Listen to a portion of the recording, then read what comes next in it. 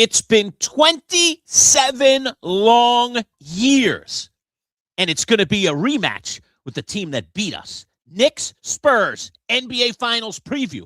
Plus, Jets and Giants, they're always up to something. The Manchild Show with Boy Green Digital live on a Monday starts right now.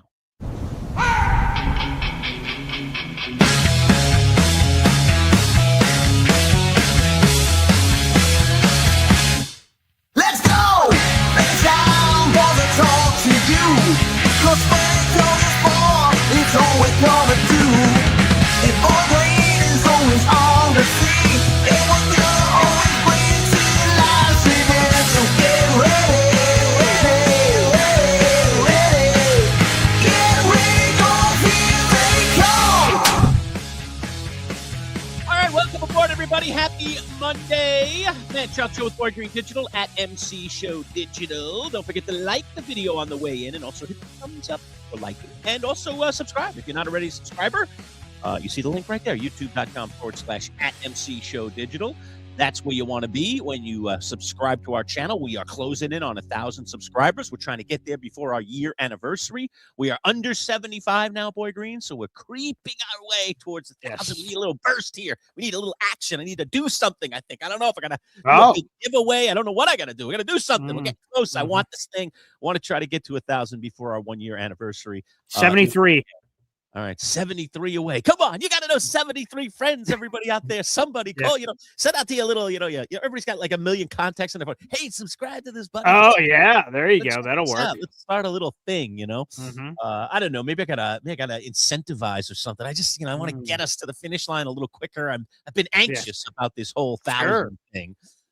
We are presented today by our friends at Northeast Roofing Professionals. As always, see them right above us there. That beautiful snow-peaked logo. No snow on the roofs these days here in central New York, but they specialize in replacing roofs and, of course, roof repair as well. See our friends at Northeast Roofing Professionals, NERPCNY.com, especially if you live in the central New York areas of Fayetteville and DeWitt. That's where they specialize. But give them a call either way and see if they will service your area if you are in the greater central New York area. They're not coming down to New York City if you live down there, so you don't have to call our friends. But you can still recommend them to people you know up here. So NERPCNY.com. They've been great to us. And today's video brought to you by our friends at Box Drop. Boy Green just very recently got his king-size mattress at Box Drop. Can I be honest about that, Lurch? How's the whole bed thing going now that you're in the king? Are you swimming, Boy Green? Are your arms... your arms out, you're stretching, and you're not even touching her in the bed. How's that all going?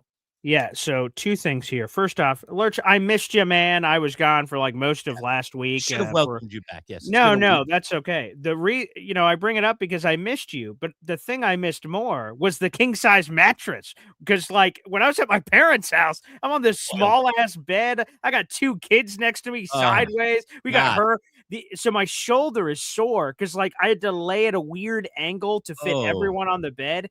And I have to be honest, when I'm driving back, it ends up being like an 8 or 9 hour drive because there's traffic and all kinds of other crap. So I'm driving back yesterday and it just hit me like, as you get through a lull, you're just staring at the road for like 8 hours. The thing that motivated me was like, oh my God, my bed, it's going to be phenomenal. I can't wait to be back in the bed. So that gave me a second gear kick while I was driving home yesterday. And yesterday when I just burst open the door and looked at it, I just went, baby, I missed you. And I hugged it. I jumped on top of it.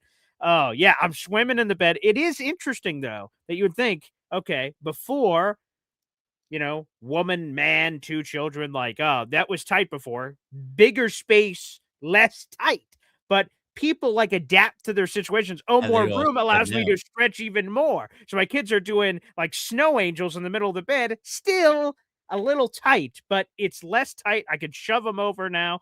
Oh yeah, it's spectacular. So Paul, it was a dream. Thank you so much. The pillow. My fiance I bought that fancy pillow that Paul diagnosed her with. He's the doctor of sleep. So like he said, she tried a few pillows. And he said, oh, this is the one. Gave it to her and she went, oh, and she loved it. And then she said, oh, we're buying, I don't know what mattress we're buying. I know we're buying this pillow. And I went, okay. And we bought it with everything else. And when we went on the trip, she said, did you grab my pillow? like, oh, it has to come on the trip. So she brought the pillow on the trip and everything. So Paul did a marvelous job. So shout out to Paul. But yes, I will be. I missed you, Lurch. Of course, I missed the show. I missed the people. The 12th man children out there. I don't know if that's the plural form of all the people out there, but the 12th man children, all the children out there. I missed all you guys, but I missed the king size mattress even more. Yeah, I'm a pillow traveler too. I've had pillow with Okay. will travel. If Ooh. I'm plane, I probably won't. But if it's any kind of drive, the pillow's in the car. It's in the Yeah. luggage. I feel like I don't know if that's a social dynamic. Some people don't care. They will bring their pillow on the plane. I don't know if I'm like, ugh, I'm just not ready to go below that line. I don't know if I'm Yeah, ever going to be willing to go below that line to have a full size pillow. You're allowed to bring it, I guess, but like, I don't know yeah, if I would ever do that. So, yeah. yeah. Probably counts as an extra item, otherwise they charge you $50 or something. So, you got to watch what you're bringing on planes these days, how many you have, and Yeah. what's the size and all that kind of stuff. All right, good to be back on a Monday. And by the way, welcome to June. June the 1st today, Boy Green. We're officially in June. So here we go with the month of June, my favorite month of the year. Let's see if it lives up to its billing. I remember a few years ago, I was so looking forward to June, and then it rained the whole month of June here in central New York. Like every other day it was raining. Every weekend it rained. I was like, this is the worst June ever. I was so mad.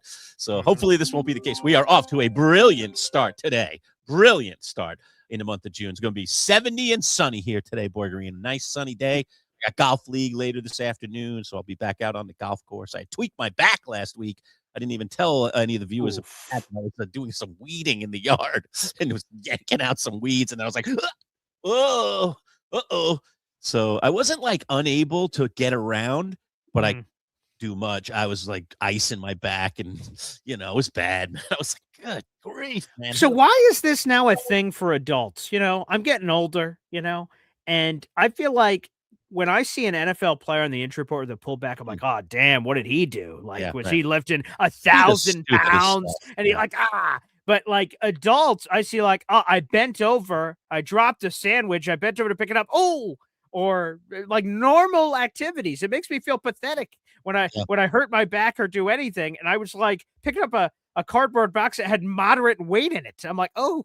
So like I feel pathetic when I get those injuries. I hear you, man. I hear you. So yeah, like that's it's backs are weird, and I don't know. I've had on and off. I've had back problems throughout my life from probably my late 20s. I'm not going to retell the story, but I woke up the day of my brother's wedding, and I was in the wedding party. I wasn't his best man, but I was in the wedding party, and it was a hot night the night before, and we were cranking up the air conditioner, and the blankets got pulled below my shoulder. Usually I'm a snuggler I get everything up and over my neckline. I know some people don't care about that, but I always have. And so it was really cold in the room that night, and the blanket got below my shoulder and it locked up my neck. And I woke up in excruciating pain, like on the floor, on my knees, wailing in pain. My parents come into the room like, what happened? Like, have you been shot? Have you been stabbed? My parents didn't know what happened to me. And I was like, my neck, oh my God. And I was getting shooting pains from from like my shoulder blade up to my neck. I was like, this was my motion in my neck. I was like,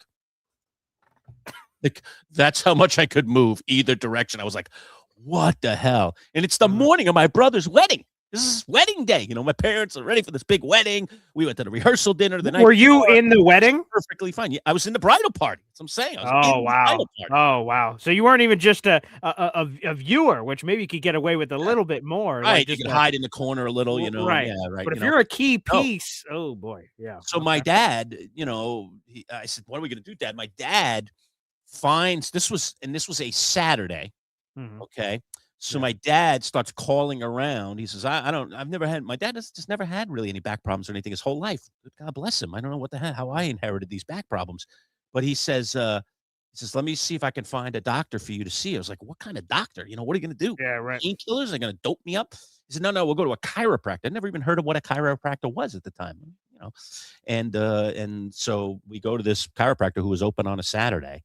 And this guy was great. He got my neck to move a little bit, painful as it was, but and he did all kinds. He did like some ultrasound and some electric stim and like did a bunch of things. Little tissue massage kind of thing. I mean, he was doing anything. He knew I had a wedding that day. He was like, man, I got to try and get you mobile. And then they walked out of there with one of those neck braces. So in a lot of the pictures in my brother's wedding, especially all the impromptu pictures, like when we were doing regular, like the pictures that are going to be in the wedding album, I took off the neck brace and then just stood there like, my neck not moving at all, just trying to smile like, I'm in terrible pain. I'll just smile for the cameras. But when I wasn't, I was wearing the big neck brace. I'm walking around in my tuxedo and my neck brace. I mean, I must have looked like some weird penguin or something. It must have been hilarious to other people. It was not funny to me, but it was absolutely hilarious. Wow. So anyway, yeah. So, but anyway, So back pain, but you're powering through. Okay. Doing much better. Yeah. Today is it's been better every day. It's been a little bit better. So yeah. So I'm pumped up to get out there on the golf course today and to just get back to kind of normal activities. So I'll try not to pull any weeds for a couple of more days. Yeah, there you go. And if I do, I'll get down on my knees rather than like reach down like I did, and just try to pull weeds from a standing position, which is how I tweaked it. So anyway, all that aside, welcome aboard, everybody. Happy Monday to you. As we mentioned, we're going to talk a little bit today, or I haven't mentioned yet, but yeah, I mentioned in the cold open. We're going to talk about the Knicks and the Spurs. That is kind of topic A today. I know we are usually football centric, but we're in the kind of a lull of football. Not that we don't have football stuff to talk about. As a matter of fact, we will. I think before we get in and dig in on the Knicks and the Spurs, I do want to talk about two quick things with the Jets and the Giants. We'll deal with those first. First of all, the Giants today, Boy Green, breaking news. All right. The Giants are working out some wide receivers because I don't know if you heard, but while you were away there in New Hampshire, Gunnar Olszewski, the returner / backup receiver, wide receiver 3-4. Yes. Right. He blew out his Achilles. And that's your third Giants guy with an Achilles there. What the hell? Through these off-season activities, this is the third Giant to blow out their Achilles. Now, Olszewski, what is Harbaugh doing out there, of the man? Three guys, Olszewski's maybe the most prominent guy. People would know him. I suppose. One of the guys is kind of a who even knows if he's going to make the roster. Defensive lineman. So there are some guys that they're fringe guys. So it's like, all right, I think the Roy guy. I don't have his full name in front of me, but the Roy guy I think was more than just a fringe guy. Like he was a key. Like I'm not trying to make it like he was a starting rotational guy. He was like a key rotational guy on the defensive line. Right. Yes. So they're still. They're scouting around for defensive linemen again, interior defensive linemen again. And now they're in the market, dare I say, for a wide receiver. Of course, what does that mean? Odell back in the fold, perhaps. So they are working out three guys today, as far as we've heard from several of the insiders, including Adam Schefter. Odell, Juju Smith-Schuster, and Braxton Berrios, a guy that you're very familiar with. Oh, my goodness, former Jet. Wow. So those are the three guys, at least, that we're aware of, that they're having over today to do a little workout and see where these guys stand and what kind of shape they're in and so on and so forth. So we'll see. We'll see where that all goes. Let's do a quick thing on those guys real quick. So this is, if we are to believe all the reporting, this is Odell's second workout with the Giants. Like he worked out for the Giants like a month ago or something. Well, it's before the draft, I guess. So June 1st, maybe. So like a month and a half ago, I guess. Like they worked him out. Now, I know. like what do you what do you need from a second workout? Like what more do you need to see? Like I would feel like I would know one way, good or bad. Like I saw him in the workout. Oh, he's still got it. Or wow, he doesn't have it. I don't think I'd walk away from workout going, not sure. A second workout may lean. I wonder if, again, I was thinking about this too. Like, why do they need to work him out again? They know what Odell is. They talk to him. Harbaugh's in regular contact with him. Yeah. We've heard all the comments along the way. Maybe the thought here is you get to compare and contrast a little bit. Sure. So remember, definitely. I mean, I go back. We've talked about this many times on the show over the years. I go back to that day that we went to Bills camp when Josh Allen was just drafted by the Bills. Yeah. All right. And they have the three quarterbacks at times, they do drills in different ways. Yeah. But this day that we were there, Sean McDermott had the three QBs all taking a shotgun snap. All right. Yeah. All like right next to each other. And then pow. each of them had a receiver in the slot, essentially. And that receiver would go 10 yards and make a cut left. And then they'd fire the ball, lead the guy, boom, and they'd hit him. Yeah. So all the receivers look like they're doing the same thing. Quarterbacks literally, ready, set, hut, and boom. They all get the ball together. They all crack. And you see them, right, 100%. Boom, to the receiver. And so we're getting to see three different quarterbacks.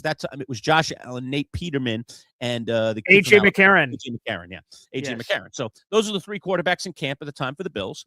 And they're doing these quarterback drills. And boom, boom, one after the next after the next.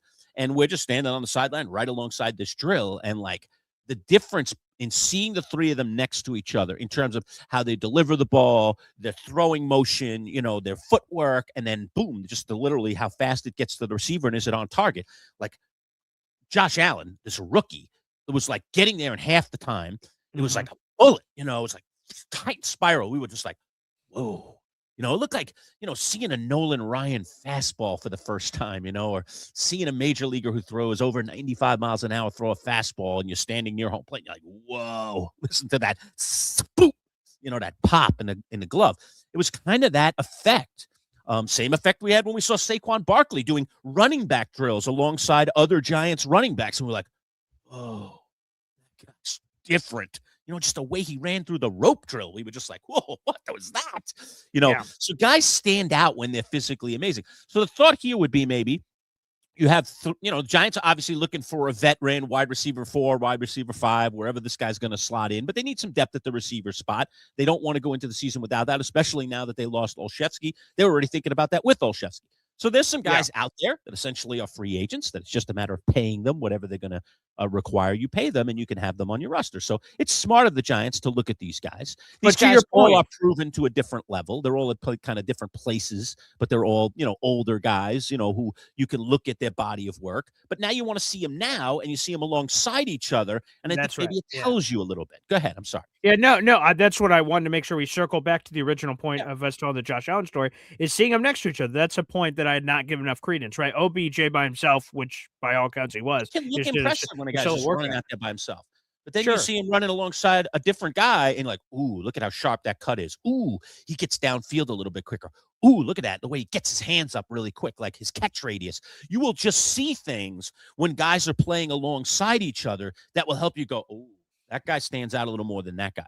I always wanted to do that in Little League. I remember when I was a Little League manager, Paul, and, I was in the spring training part of Little League. You get like 12 kids on your roster, and now you're trying to determine what positions they're going to play. You don't know these kids. You've drafted them in some kind of Little League draft we used to do in February, and now you get the kids for the first time, and they're on the practice field. One of the first things I would do is I would line up the whole team at shortstop, roll out ground balls, and have them throw over to first. Now I can see the footwork, the glove work, the arm of every single one of them.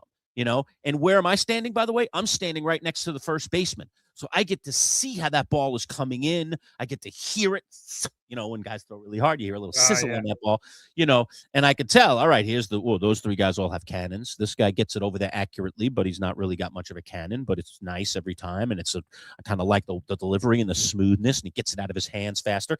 And you just get to see the team alongside itself, and you start going, okay, that's an infielder, that's an outfielder. Oh, that means that guy's a catcher. He's not an infielder. And you get to see it. And I would do this at multiple positions on the field. And I would do, fly balls and then hit second base or hit the cutoff man. And same thing. What's the footwork like? Can the person judge a pop fly a little bit? How do they get under the ball? How do they secure it? And I could look at the players, alongside each other. And again, that would help me determine who's number 1, who's number 12. All right. And how am I going to work this whole thing out? So I think it's a very, very effective way. That's my suspicion here. Why the Giants have 3 guys all coming in at the same time, including Odell again. Interesting. The group. So you have Odell Beckham Jr., obvious ties to the Giants, his second workout, intriguing storylines and all that. The other 2 guys. So Juju Smith-Schuster is a name we all know very well. He has Nagy ties because he was obviously with them in Kansas City with the Chiefs. So you have system receiver there from his past. That makes a lot of sense. Juju's been around a lot. Like maybe he's matured, all the goofy TikTok dances and all that stupid stuff. But he's a viable receiver. Then Braxton Berrios, I see this year. Shout out to our buddy. Where is he here? I just saw the comment earlier. Oh, there he is. Jet News. Braxton to the Giants is what he's pushing for. Braxton back here to the New York area. What Berrios has been up to. He's the guy of the 3 that I know the least about in recent days. Yeah, he's a feisty little guy. He sort of bounced around a little bit. He spent some time in Miami. He's also has return ability, so I don't know what the Giants' return situation is. I know they had our boy Xavier Gibson back there. Was their primary return. Well, there you go. Well, So Braxton probably makes the most sense of all of them because of that return of history. So here's the whole sort of story on Braxton. He came in as a 6th-round draft choice in 2018. He was a reserve player, got to win a Super Bowl with the Patriots on the bench, so good for him. He was with the Jets from 2019 through 2022, so he was with them for several years and had some nice production. Jumps over to the Dolphins for 2 seasons, and then this past year, he was a part of C.J. Stroud's receiving core. So he's bounced around a little bit here, but yes, he's a slot receiver, returner, and maybe the more we've sort of fleshed this all out here, maybe Braxton's the best choice of what if you're looking for a Gunnar Olszewski replacement, maybe it's Braxton. Although they were looking at OBJ before, because who's the other one that has the injury? Is that Darius Slayton? There's Malik Neighbors, who has the knee. Who's the other guy? There's another Giants receiver that's injured right now. Yeah. I think Slayton's slated to be back. I don't think he has an injury, right? He might be like nicked up right now, but it's not like a long-term thing. Yeah, maybe that's it. Not Yeah, sure. I'll have to go back and look through. But no, obviously we know Malik Neighbors had the second surgery. Gunnar Olszewski, unfortunately, with the Achilles, he's out for the year. Yeah, I'll have to look if that is Darius Slay. Yeah, he's questionable, so he must have got hurt. Maybe he's out for just a part of the offseason. Here, I'll double check on that in a second. But still, that's what I'm curious about. Are they just looking to replace it? Yes, Darius Slayton had a core muscle surgery, so he should be back by training camp potentially. Did have surgery, correct? Yeah, so that's the guy I was thinking of. They So expect him back for camp. So again, not in these OTAs and stuff, but he will that's be back correct. for camp supposedly. But I mean, look, you have Neighbors who we don't know his timetable right now, and it seems like the more they talk about it, the more worried it is that he's even going to be back for the regular season. Forget about much going on with camp.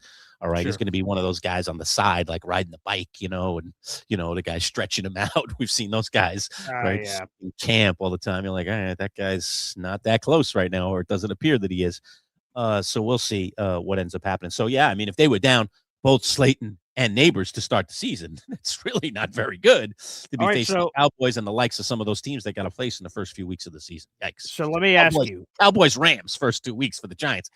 Health might matter in the first couple of weeks of your receiving core, for God's sakes. Let me, I guess we can pull up the tweet here from Schefter so everyone can see it on the screen while we're talking about it. But do you like any of the three? OBJ, in case you guys are just joining us, ESPN NFL insider Adam Schefter revealed that the Giants are working out some receivers. They did have Gunnar Olszewski, who unfortunately blew out his Achilles, so he's going to be out for the season. Darius Slayton had core muscle surgery. He should be back by training camp, so that's another month and change away. Malik Neighbors had the second surgery, and there's a lot of guys that are beat up, unfortunately, this Giants receiving core.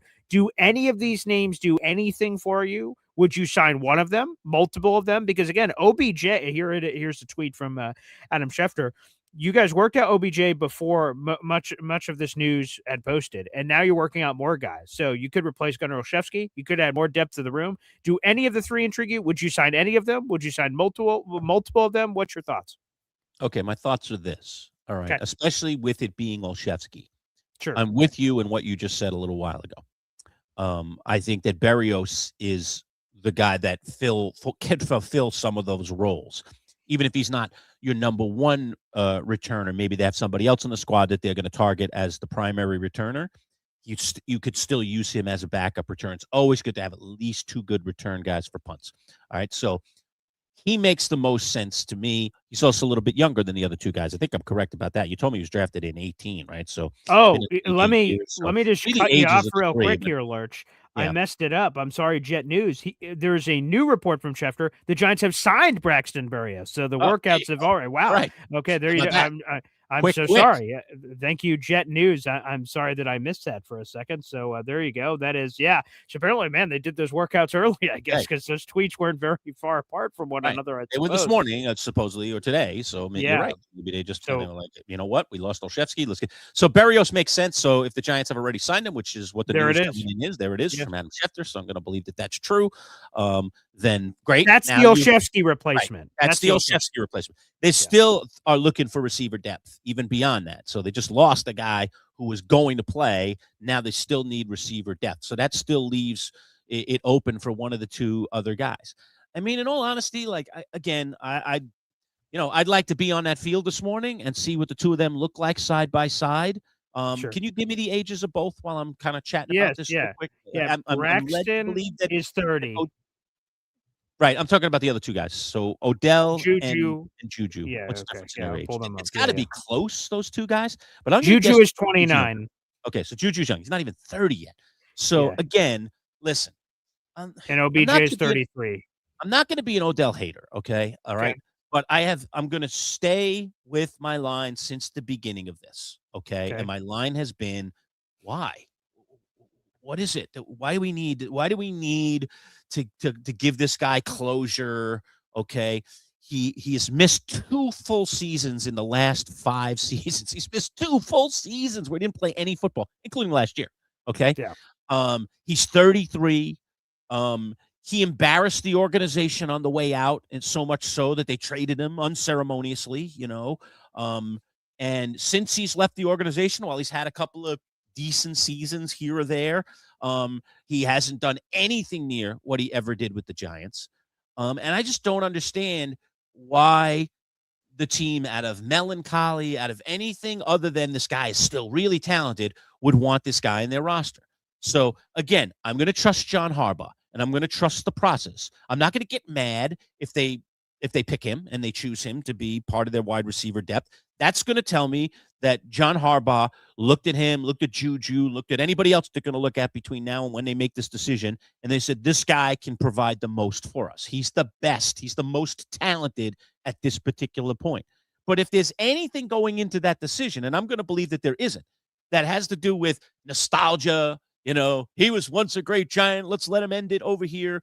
I could care. I don't care about that. We're trying to build a winning football team right now. I don't care if Odell gets his closure. All right. Why does Odell deserve closure from the Giants? He took a wrecking ball to his Giants career. He did all that stuff off the field. He said everything he said. He put out those videos, whatever, taped those videos. I know he didn't put them out. Other people put them out. But I mean, you know what I mean? Like, it's all on him. Guilty, guilty, guilty. So why do we have to provide him with closure? So the only way he gets closure with my current football Giants is if John Harbaugh and his people, scouts and the people that look at this stuff, say he's the best option of all these options because he's still a good football player who can contribute. So my gut tells me sign Berrios. They've already done that. And one of the other 2 guys, unless somebody else surfaces. Okay. And I don't care whether it's Juju or Odell. I just want the best player, period, end of story. Nostalgia out the window. All right, Lurch, we have some breaking news. Mac was very upset. He's like, what? You guys didn't do breaking news for the Braxton Berrios? You got it? You go ahead. We could do it because I have more breaking news. So hit it. Ladies and gentlemen, can I please have your attention? I've just been handed an urgent and horrifying news story. And I need all of you to stop what you're doing and listen. There you go. There's a breaking news. Some Jets receiver breaking news. Omar Cooper Jr. has agreed to his contract, the first-round wide receiver for the New York Jets. Hope you're going to sign the guy, for crying out loud. Yeah, there we go. Look at this. We still have it. I haven't hung it up yet. I keep getting delayed. So there you go. I'll show it as many times as I possibly can. The Omar Cooper Jr. draft guard. He is now signed. Roger Goodell signed this, and now Omar has signed his rookie contract. Very nice. To ESPN's Rich Bravo. Good. Far more meaningful than the crumbs that the Giants are kicking around right now. Far more meaningful. You have a receiver who actually is going to be good, I think, in the NFL versus guys that were like, boy, does he have a little bit more left? Squeeze a little more out of that tube of toothpaste. Is there just a little bit left in there that can catch us a few touchdowns and get us a few big plays in the 2026 season? Oh, boy. That's a little different, which, by the way, I don't know what it is for your Giants, but the Jets are now down to one last draft choice that's unsigned. That's Darrell Jackson Jr., their defensive tackle out of Florida State that took 103 overall. So the Jets draft class is nearly complete. We'll see if Darrell happens this week. Omar was one of, I think, 19 first-round picks that were unsigned. So there's still a large chunk of them that have not signed. It's all this, and it's things fans don't care about. Offset language and all that kind of crap is what they all argue behind the scenes. It's all stuff for them. But, yeah, Omar is signed. Braxton Berrios is signed for your Giants, and we'll see what other moves are here. So, wow, Lurch, we picked a perfect time to start the show, apparently. That's what you say. No football news, and then, of course, what happens, football news happens. That's the way. Football is a 365-day a year, 24/7 entity these days.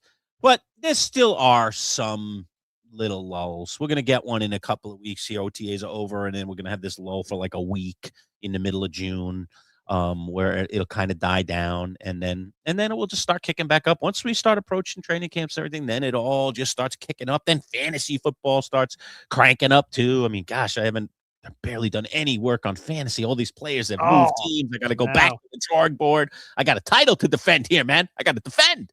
I got to be reasonable in my title defense. Oh, That's boy. the thing I messed up, Lurch. Yeah. Normally when I visit my old man, and sometimes I do it around this time of year, I hit up the local grocery store for the fantasy football magazines. They're likely on the shelf already around this time is when they first start dropping. So I never hit up the grocery store. So boy, I got to work that into my routine some way this week to start getting my work in. You're Yes. ready already, huh? Oh, boy. Yeah. I try to keep myself out of that gutter for a little bit longer anyway. But yeah, gotta start doing work. It's becoming more and more work every year because more and more moves are happening now. You know, there's just way more movement, and you got to be on top of and have a sense of what's going on. Gosh, it still might be a lot of movement in Arizona now that they drafted Love. You know, what's going to happen to James Conner? Is he going to get shipped off somewhere? You know, they have the other guy too. Don't they have Trey Benson out there still? Right. So, And no, they Jeremiah Love, Trey Benson, James Conner. Yeah, James Conner could totally be on the move. We're June 1. That's another thing we could have done today's show on, Lurch. All the money that's about to become available, the AJ Brown stuff and more. So, yes, for sure. Yeah, Matt and I did speak of AJ Brown last week. He said June 1 or right around here, and I was watching some of the TV stuff this morning on ESPN, and they're saying like should be a matter of days. Imminently. Yeah, that's what I've heard. Something's going to shake with AJ Brown. We just keep hearing the Patriots over and over again. I don't know why other people aren't in this mix, but I don't know what the heck is.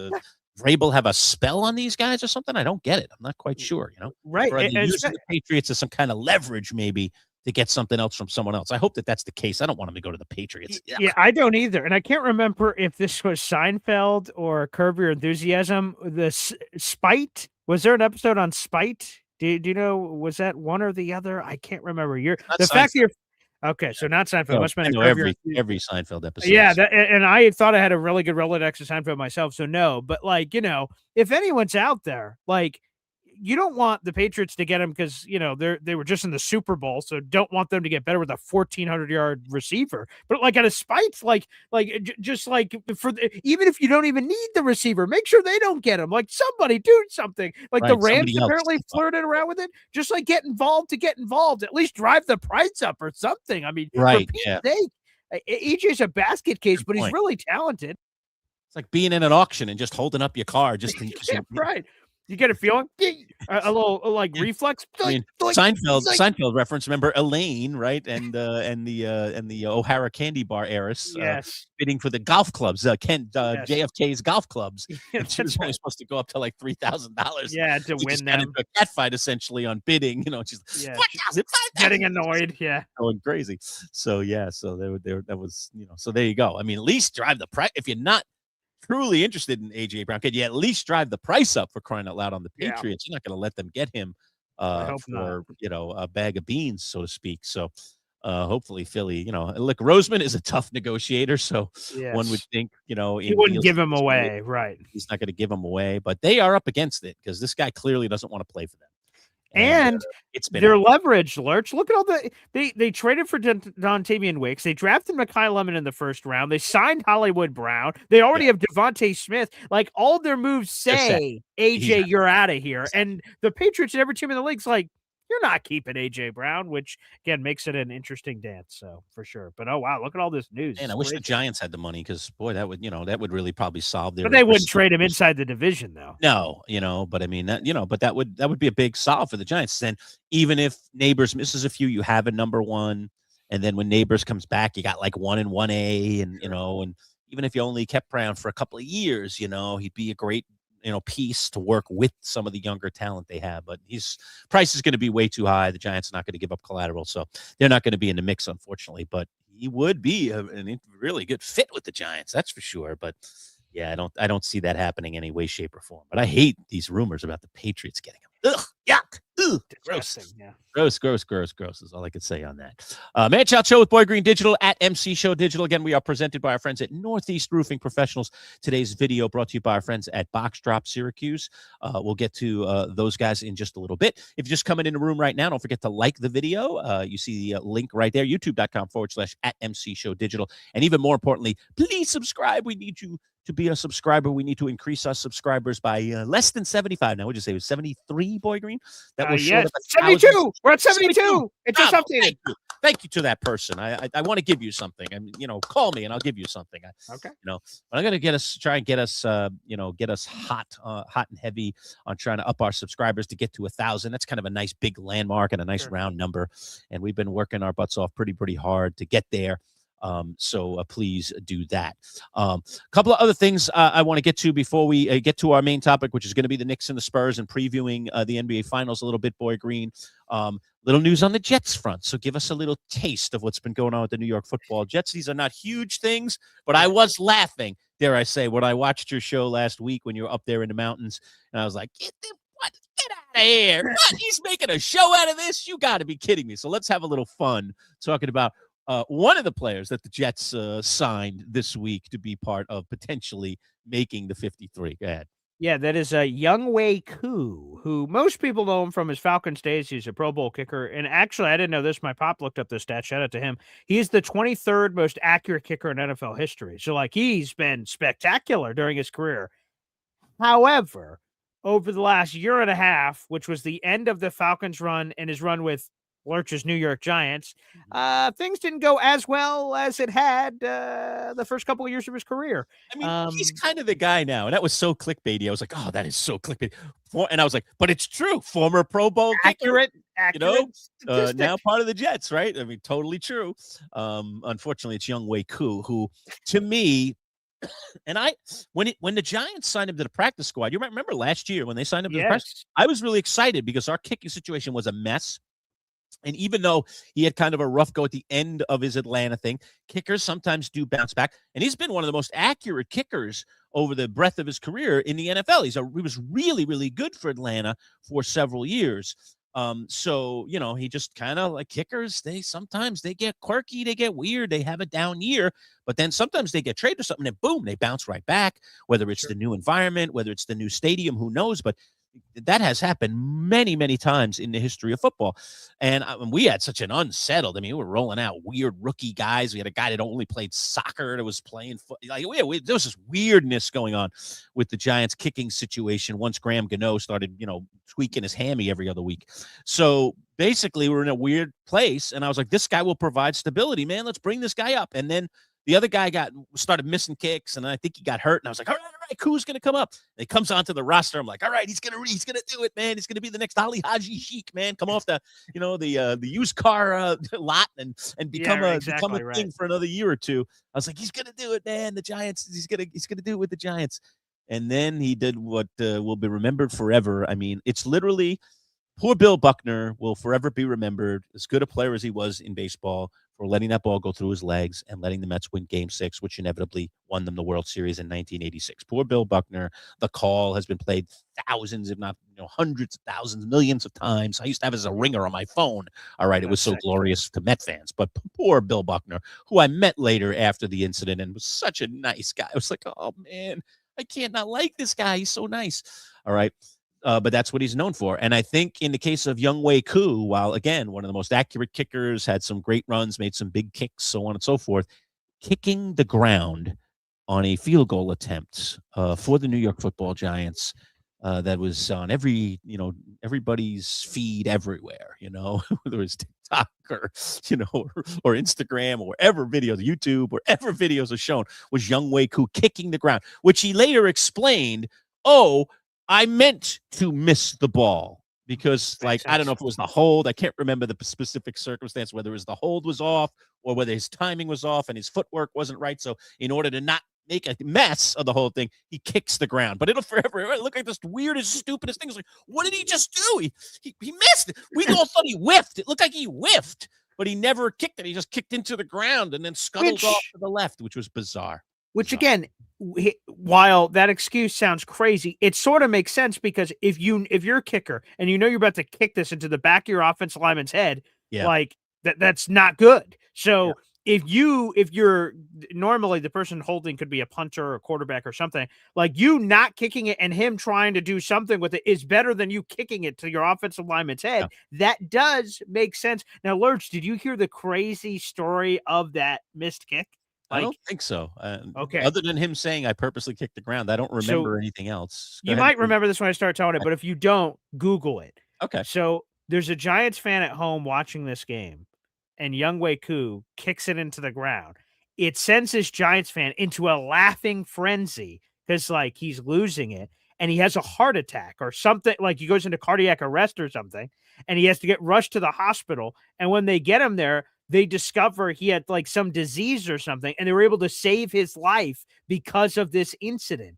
So because Younghoe Koo kicked the ground, which sent this Giant fan laughing so hysterically that he went into some form of cardiac arrest or something. I'm probably fudging up a detail here or there, but like they rushed him to the hospital and then they found out he had something and they saved his life. So Younghoe Koo saved a Giants fan's life out there somewhere. I'm going to try to look it up to make sure I can, fixate details. It sounds like you didn't hear that story, Lurch.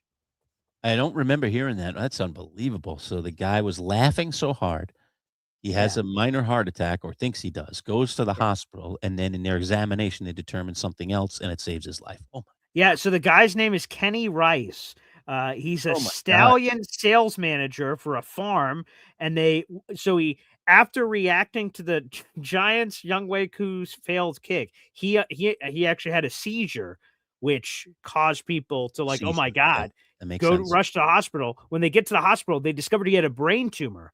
And then they went, oh, geez. And they addressed it, and now he's still alive. So, yeah, so it saved his life. They would have never known about this brain tumor if that never happened. So, hey, you know what, Younghoe Koo? I salute you, sir, because maybe he tried to save a man's life on purpose, too.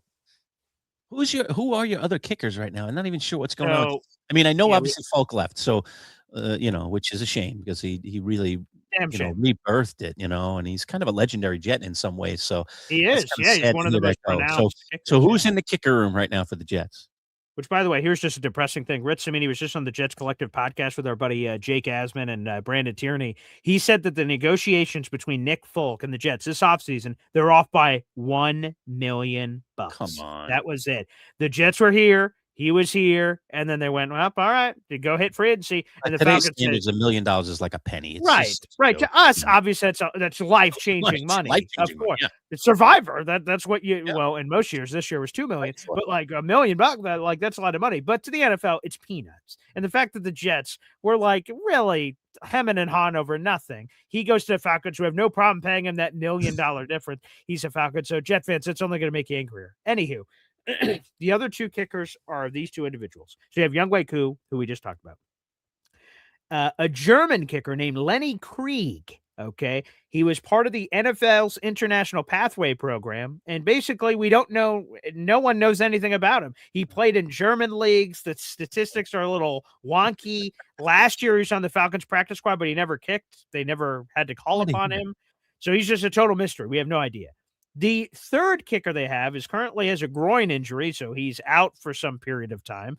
His name is Cade York. And Cade York's numbers are terrible. He was drafted highly. He was like a fourth-round pick of the Browns or whatever team he started his career with. Right. So he's a fourth-round pick. I mean, that kickers don't get drafted in the fourth round often. And he has a huge leg, but accuracy, it's difficult to hit the broadside of a barn, which the last time I checked is an important quality for a kicker. So they have a guy with a big leg who misses. They have a German kicker I know nothing about, and no one seems to. Great mystery. And then you have Younghoe Koo, who has roundhouse kicked the ground. So that's not good. That's not a good situation for the Jets. Man. Kicking matters, man. And Folk was like the one of the few bright spots for the Jets last year. He made kicks when they needed him. He only missed one kick all year. Yeah. Oh boy, that's not good, man. Yeah. So I hate when the kicker situation with my team is unsettled. I do not like that. So. Yeah. You could have everything else going on. A kicker can ruin the whole thing, man. Because the whole thing is, well, got to drive down and get a field goal here, man. We can win the game. Oh, maybe not with one of these three guys. Who the heck knows? Oh boy. Well, that's just what I've said. Like in seasons where your team sucks, like the kicker is irrelevant. You win 3 games instead of 4. Who cares? Right. But if you believe that you're like a team that's going to be in close games, you have a terrible kicker. That's awful. You go back to 2024 for the Jets. They ended up with, I think it was 5 wins that season.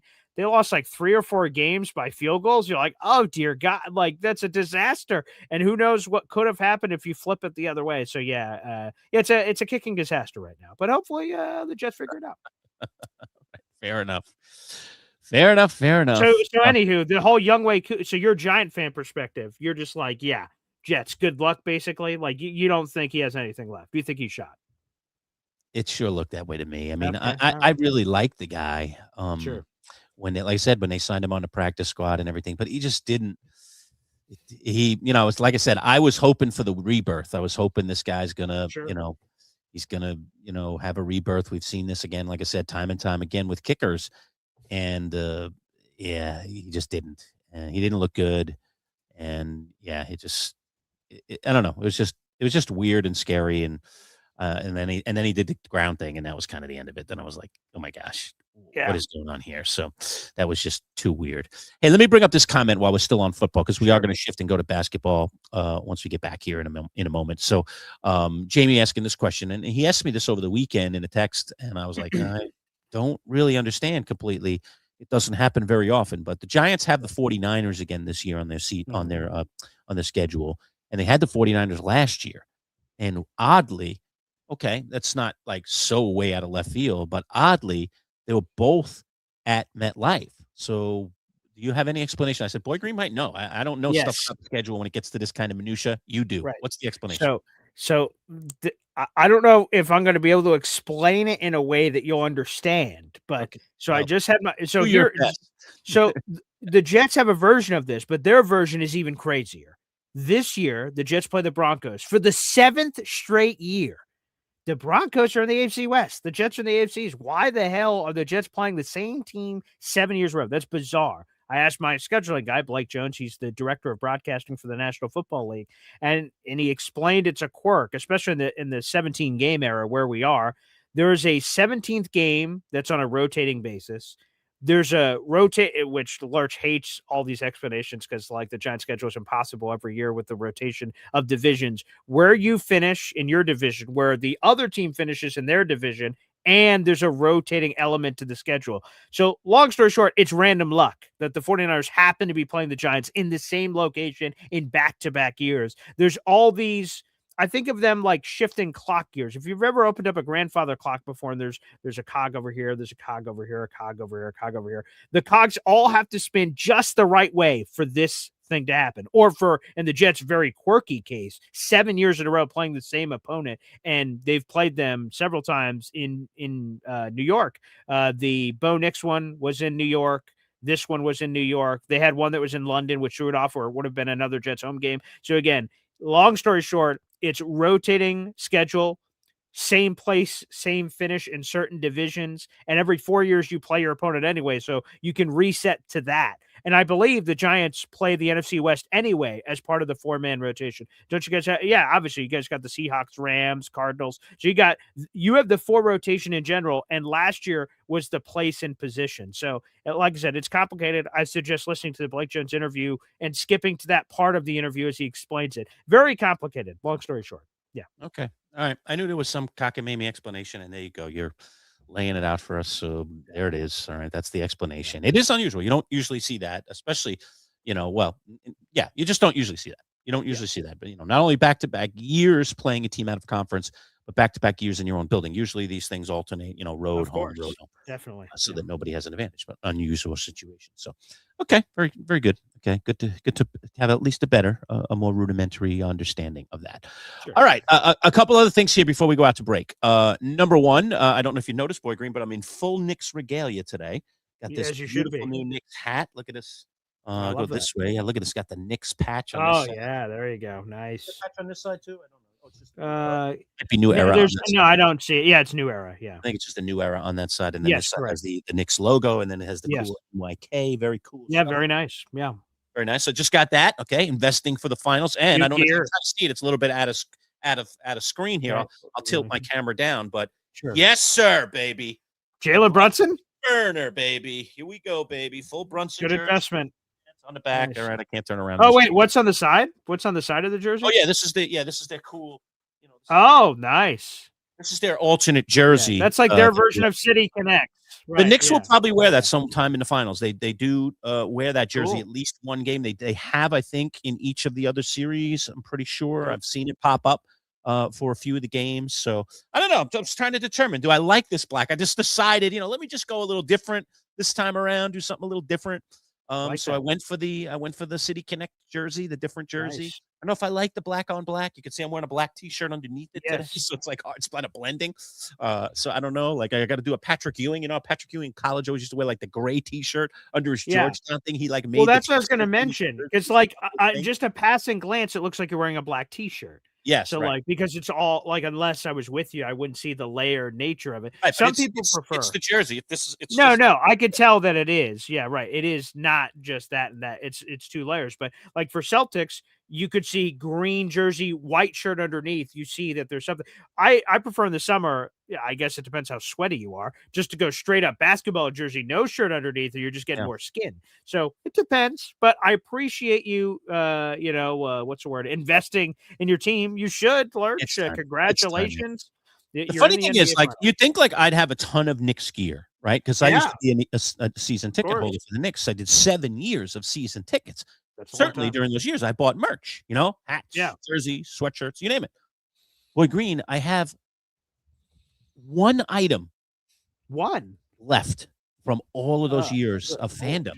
I think the hats, you sweat them up and everything. Eventually, Yeah. they lose their form. It's just time. So that's probably, I probably had like 3 or 4 different Nick hats over those years, all gone. All right. A lot of the T-shirts, and I had some cool T-shirts. I remember I had a Knicks Bomb Squad T-shirt. It had Johnny Nice. Lee and John Starks, Trent Tucker, just all these guys that were shooting threes. When Rick Pitino had the team, they were called the Bomb Squad. That was kind of a nickname for Knicks That's a good one. guards.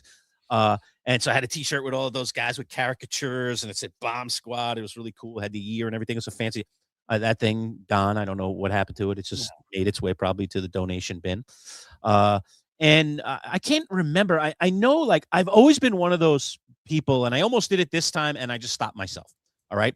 So here I am. I'm like, it's the NBA Finals. Like, I got to have some merch. I told you I'm going to go down to New York, so we'll talk about that. And I think sometime this week, Boy Green, I'm gonna trek down. So I'm down there for I have to get down there for a piece of the final. Although they banned the outside thing because of you crazy Nick bastards. So I know. But to be honest with you, like, I don't want to be the outside thing. Like, it's too crazy. Oh, like, okay. Yeah, you can't sit. You're jammed in like sheep. It can get a little rowdy. Like, no, thank you. Hey, look, how many kidneys do you have left? How many kidneys? Yeah. 2. You still have 2?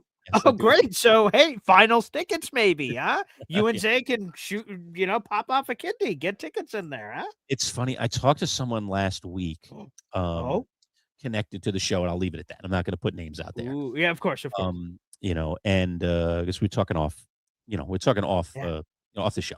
Yeah.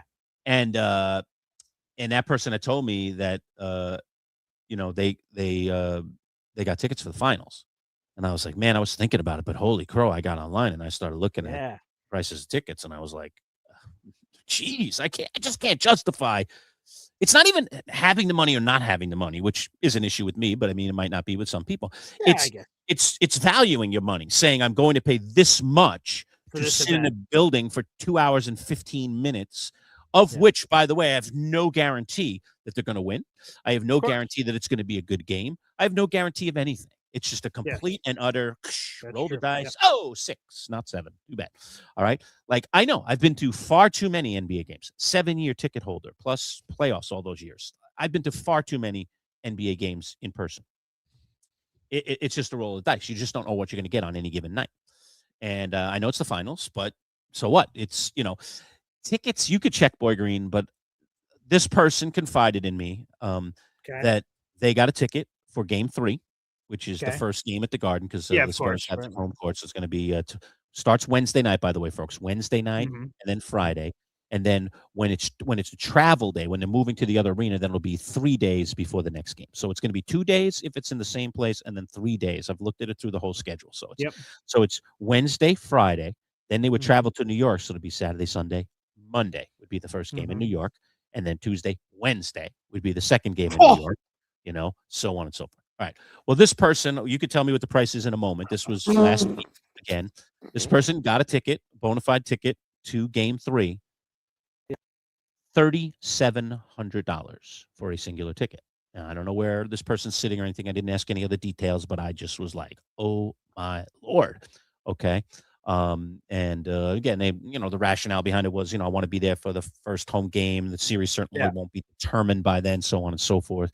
Less of a roll of dice. The place will be nuts, whether the Knicks are up 2-0, whether the Knicks are down 0-2, whether the Knicks are tied 1-1. No matter what, right? That place, that first game, we're talking 27 years since it's happened. We're talking 53 years, since they've won a title. Okay, the place is going to be standing on its head no matter what. The pregame introductions are going to be like standing kind of stuff, and they'll obviously have the lasers and everything going for, they're going to make this thing crazy as they possibly can. They're going to turn that hype train up to 50. Of course.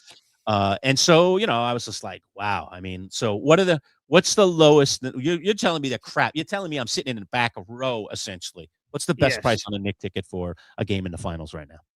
Okay. So first off, I want to just pick game 3 because, I will, but let me do this first. Okay. So obviously the series starts in San Antonio. What do you believe for game 1 is the cheapest ticket to go see it in San Antonio for the NBA I would think, finals? I'm gonna offer this, even though I may be wrong. I don't know, but because it is the NBA finals, and still you have nutty Knick fans that would travel all the way to San Antonio to go see them. Yeah. But the prices should be, generally speaking, cheaper in San Antonio than they are at the Garden. I believe that to be true. I think I'm looking for the cheapest ticket. The lowest price ticket is what for game 1 of the NBA finals in game San 1 Antonio? in San Antonio. I'm gonna say $700. $909. I'm not that far off. That was actually a reasonable guess, all things on the table. A little under $1,000 for a singular ticket, and you're sitting probably in one of the worst seats in the house. Okay. Yes. Okay. Bring it to New York now. Yeah, game 3. I know. This is the insanity of New York. This is why it's insane.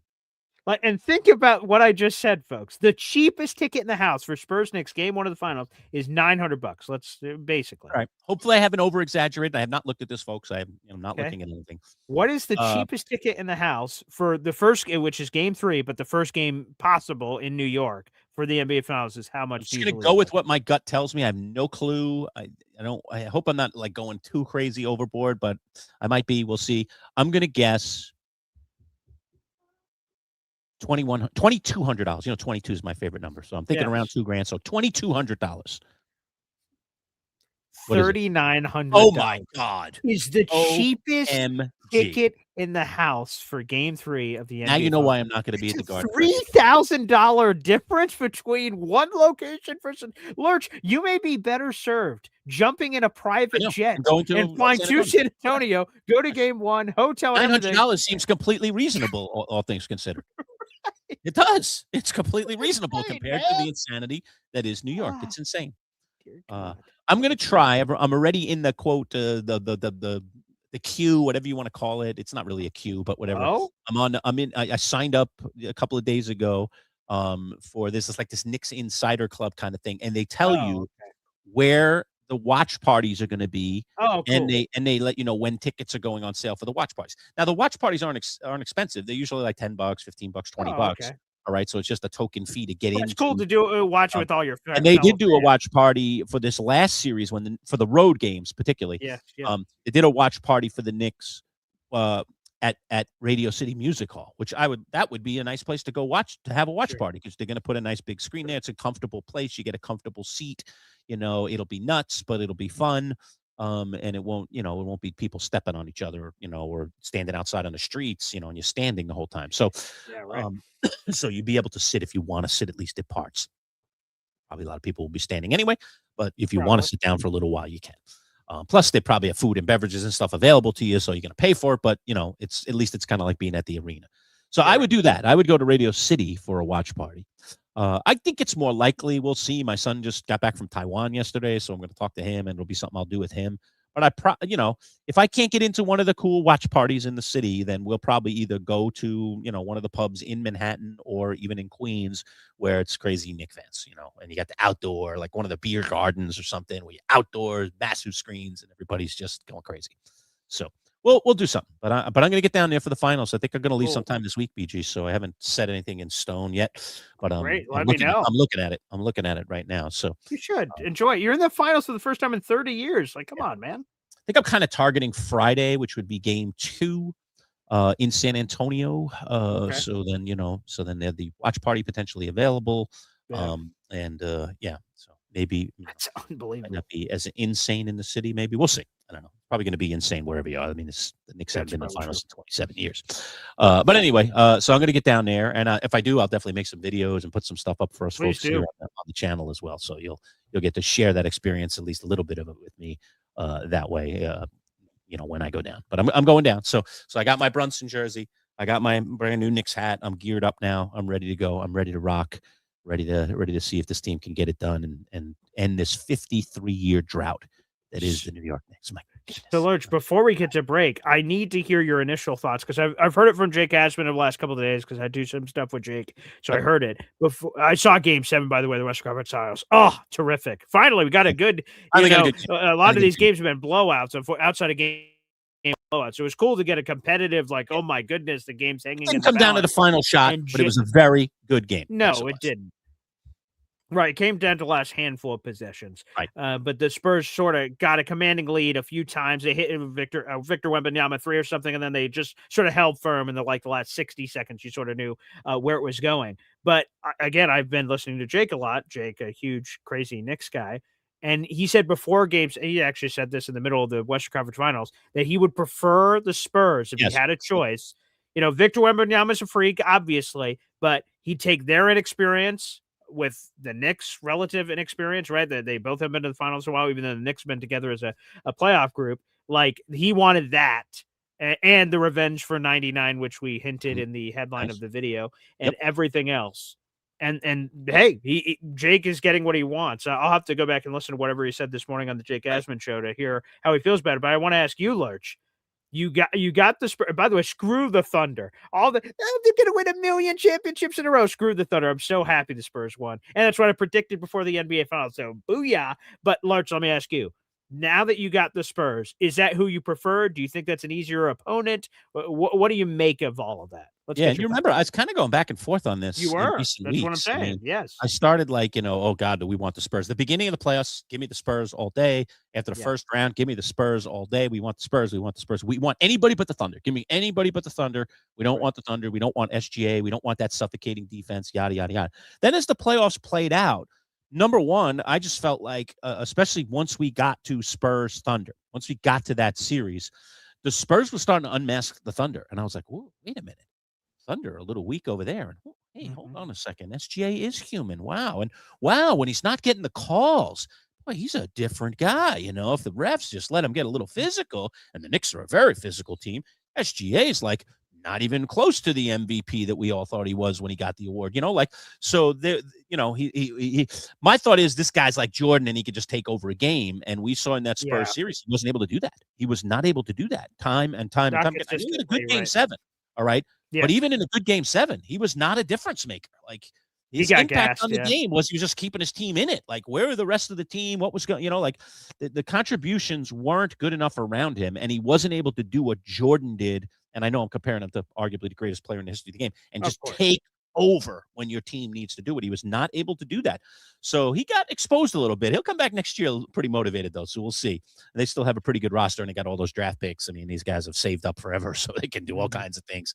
They have maybe the most maneuverability out there in the NBA with all the assets that they have and how they could move these chess pieces around and be extremely good, if not the favorite again next year. But that aside, they got exposed a little bit. I also asked our friend Sean Devaney. I've asked him the last 2 weeks in our interview, but I re-asked it again. Let's get into this a little more deeper. Let's ask it again.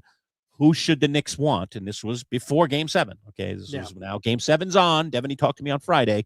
Who should the Knicks want? And he emphatically said they want the Spurs. They don't want the Thunder. They don't want any part of the Thunder. The Spurs, their youth, their inexperience. Wembanyama, as good as he is, he's not full flower yet. We see him as an improving player. He's just not there yet. He's not at his peak yet. Get him now while you can, because it may be a tough road for everyone else once he does get to his peak, if they're able to put a good roster and keep a good roster around him. So he's like, so you have to go that way. And I think I've been convinced. I moved over. Remember, a couple of weeks ago with Devaney, I said, I want the Thunder. The best, got to beat the best. I'd love to dethrone the champion, so on and so forth. And I don't want to deal with this freakish guy in the middle that you have to change everything you do. You play the Thunder, and the Knicks just going to play the Thunder pretty much the way they play any other team, and they'll pay more attention, obviously, to the MVP. But otherwise they're going to play that way, and they're going to try to be physical.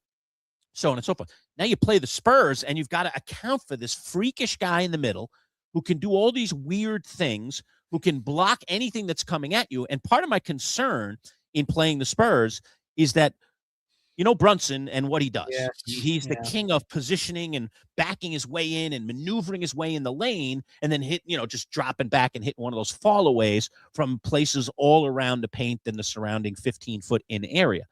He's certainly not just a 3-point shooter. He'll hit some threes too, but that's his money game. That's really where he thrives. With Victor Wembanyama just hanging in the middle of the paint, Brunson's going to have to put that shot way up in the air. He's going to have to literally adjust how he does things, because this guy, just without jumping at all and just raising his incredibly long arm on that incredibly long body, is a shot alterer. Okay. So he's not only a shot blocker, he's a shot alterer. And that could really screw Jalen Brunson up. And we know the Knicks need Brunson to win this thing. I mean, there's no question. He's their best player. He has to play well, pretty much game in and game out. All right. And when big shots are needed in the fourth quarter, he's going to be the one most of the time with the ball in his hands. And so I worry about how Wemby affects Brunson's bread and butter, which is that in the lane game, that driving part of his game. So I'm concerned about that. But I think in the end, through listening to Jake, through listening to Devaney, through kind of thinking this out, the fact of the matter is that, the Spurs are ahead of schedule. But the real question is, are they ready? And I think the Knicks, I think, are closer to being ready, all right, than the Spurs are. And so I kind of do like the matchup. Plus, I also think, the Spurs, some of those younger guys, I know Castle has played very well. I know Harper has played very well. Now I've become more familiar with the rest of it. I mean, these are still young players. And, this is the finals. It's a different creature. And the Knicks have some experience. They have guys that have been there,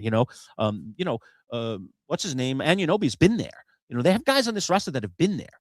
So I just think you put it all in the blender, and it just feels like the Knicks are more ready than the Spurs. But it's going to be crazy. It's going to be a wild series. We'll see how it goes. And maybe I'm going to have to double check this. Anunoby was on the Raptors team that won the championship with Kawhi, right? Yes, he was. Okay. So there you go. So yeah, he's he definitely been there. Let me ask you this: it doesn't matter now, Thunder are not in it. Do you think the Knicks? We don't know what's going to happen with Knicks and Spurs, obviously, but do you think the Knicks would have had a shot against either team they would have faced in the NBA Finals in terms of potentially winning it?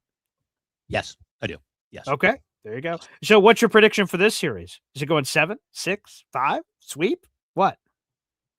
I'm going to say Knicks in 6. Which, I've said this entire time, Lurch, that, I'd love for your Knicks to win. I said, hey, I'm rooting for them, but this is the closest we've ever been to the Rob Champagne danger zone. As a matter of fact, you know what? Hey, hold on a second. I'm going to go get that. I got to go get this. Hold on. I'll be right back. I'll be right back. Hold on. I'll be right back. Okay, here we go. That's it. Oh boy, here we go. Unbelievable. We're there. Let me see. Did I hear? I'm getting some text. Is there any kind of news coming in here on something? If you guys see any breaking news, please let me know. Let me see if I can pull it up real quick. Let me see.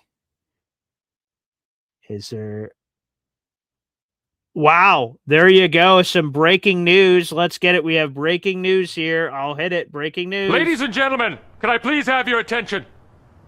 I've just been handed an urgent and horrifying news story. And I need all of you to stop what you're doing and listen.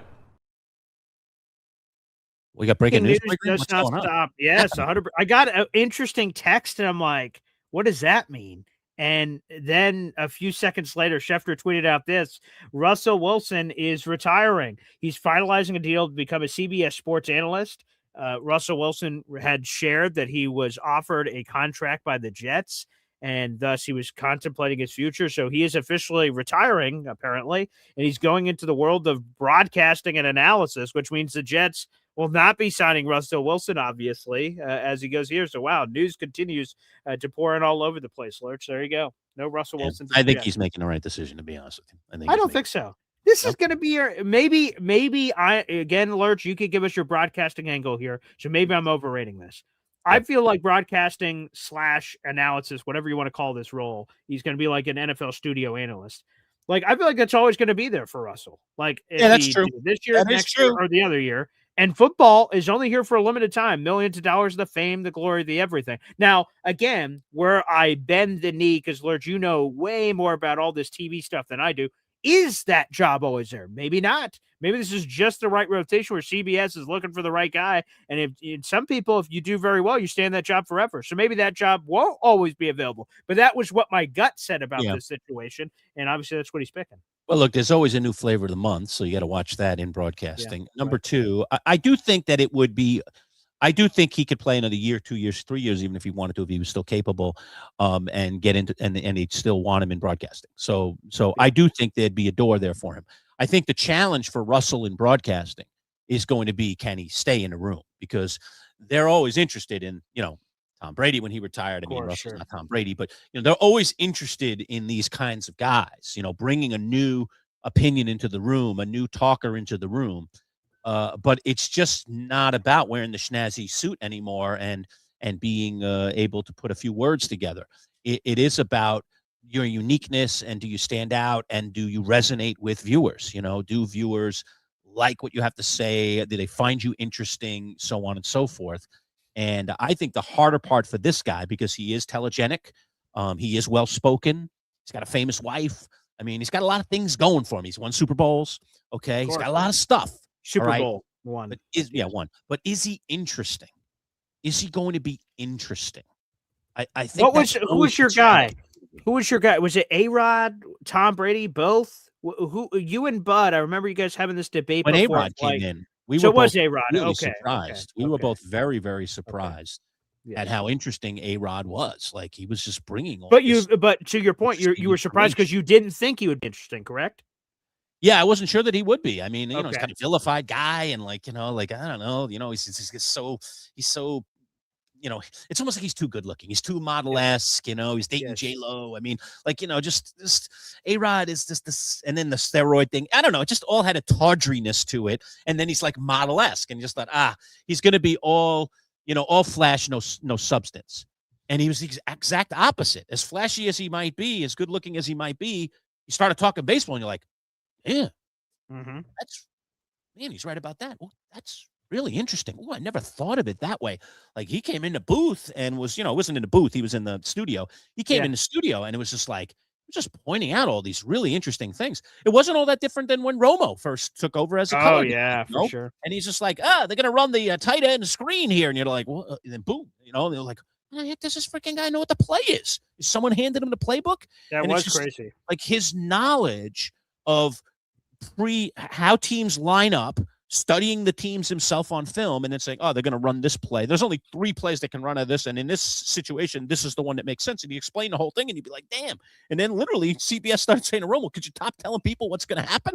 It's like, it became a thing. Like, they don't want him to give too much, Well, that was one of the coolest things, and they took away one of his superpowers. It was just like, come on, stop doing that, And now he's, Romo, the luster's off the rose a little bit, the bloom is off the rose a bit. Yeah, he's just, a lot of people don't like him anymore. It's just too much Jim. Yeah, there's just a little unrefinedness. I don't know if that's a word. There is a lack of refinement there. Like, he just sort of does the like, he just makes sounds. I don't know. It's sort of weird. But let me go. It's the idea of being repetitive. Television, that too. About TV. Again, I have a history in TV. Not that I'm some great TV god. All right, Yeah. but I observe it and I understand. I think in a different way than the average person does, because I was in the business. There just can't be this repetitiveness. You have to evolve. You have to change. You have to offer new things all the time. And it's not easy. And I don't know that Russell will be able to do that. Just to get back on topic here for a second. Yes. I don't know. I think Russell initially in the studio is going to be interesting. But how can he keep that going? And a lot of that is doing homework, really studying it, being incredibly dedicated to it. And I think a lot of these guys, they just think, I put on the snazzy suit and I'm Russell. I'm not saying that's the way he's going to be, but a lot of guys do that. And then they're good the first couple of times, and then people go, same old, same old. He's always saying the same things, and there's no substance to it all. So that's the concern. But I do think the reason I say it's the right decision, Boy Green, is not because I think he's going to be a great broadcaster. I have no clue. All right. Okay. The reason I think it's the right decision, I think he's washed as a quarterback. That's why. Okay, well, there you go. So there's the point of there's the case in point of the whole thing. I understand you wanted him on the Jets. You didn't want him. He stinks. Okay. He's done. Okay. He's washed. He can't move anymore. His superpower, being his size, was the ability to escape. He can't escape anymore. Therefore, he's ordinary. He's the exact opposite of Aaron Rodgers in a lot of ways. Like Rodgers, I could still see, if you squint hard enough, I could still see a way with less movement that he could still be incredible because he's just incredible deliverer of the football. He reads defenses in an incredible way. He's like a savant. He's got a little Peyton Manning-ish stuff to him. I mean, this guy's a former MVP. Russell, it was just, I think his career, a terrific career that he had, was based more on his athleticism, and he doesn't have that anymore. Therefore, in my opinion, he's washed. So let me ask you this real quick on him.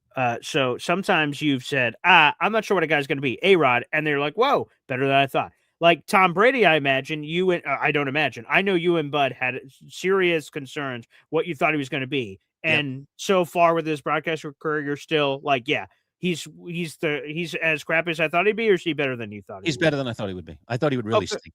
I thought he'd be very boring and uninteresting. So far, he's a little better than I thought. He's not like out of this world great. Okay. He's a little better than I thought. And it appears, we'll see, because he's a co-owner of a team and all this crazy stuff. Yeah, a lot of crazy stuff. Right. And he's got all this other stuff going on in his life. But like I just said to you about Russell or anybody else that comes out of off the field and into the booth, all right, or into the studio, the fact of the matter is, are you going to become a study? Are you going to become somebody who really, really brings new and interesting things every week?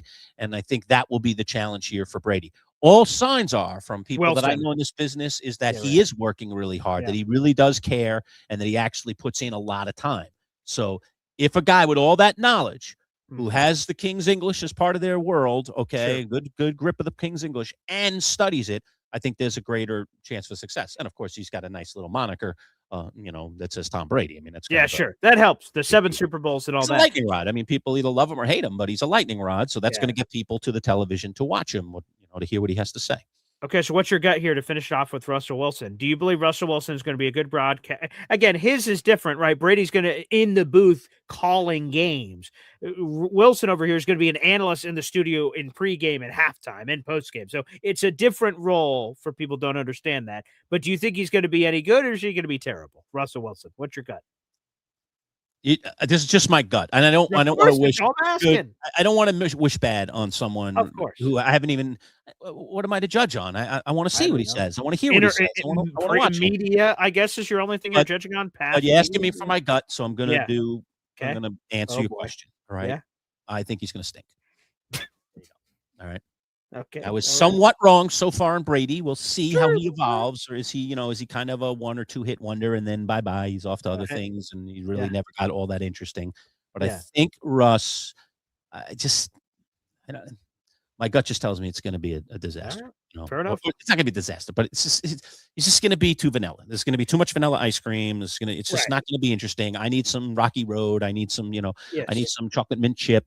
And I'm not getting that with Russell. I think I'm going to get a lot of vanilla. I think he's going to be telegenic. I think he's going to speak the words very well, but I'm still going to be like, I don't really agree with that. Or that's kind of dumb. Isn't that that's obvious? the piece? That's the piece there. I think he will avoid being a disaster because he is eloquently spoken.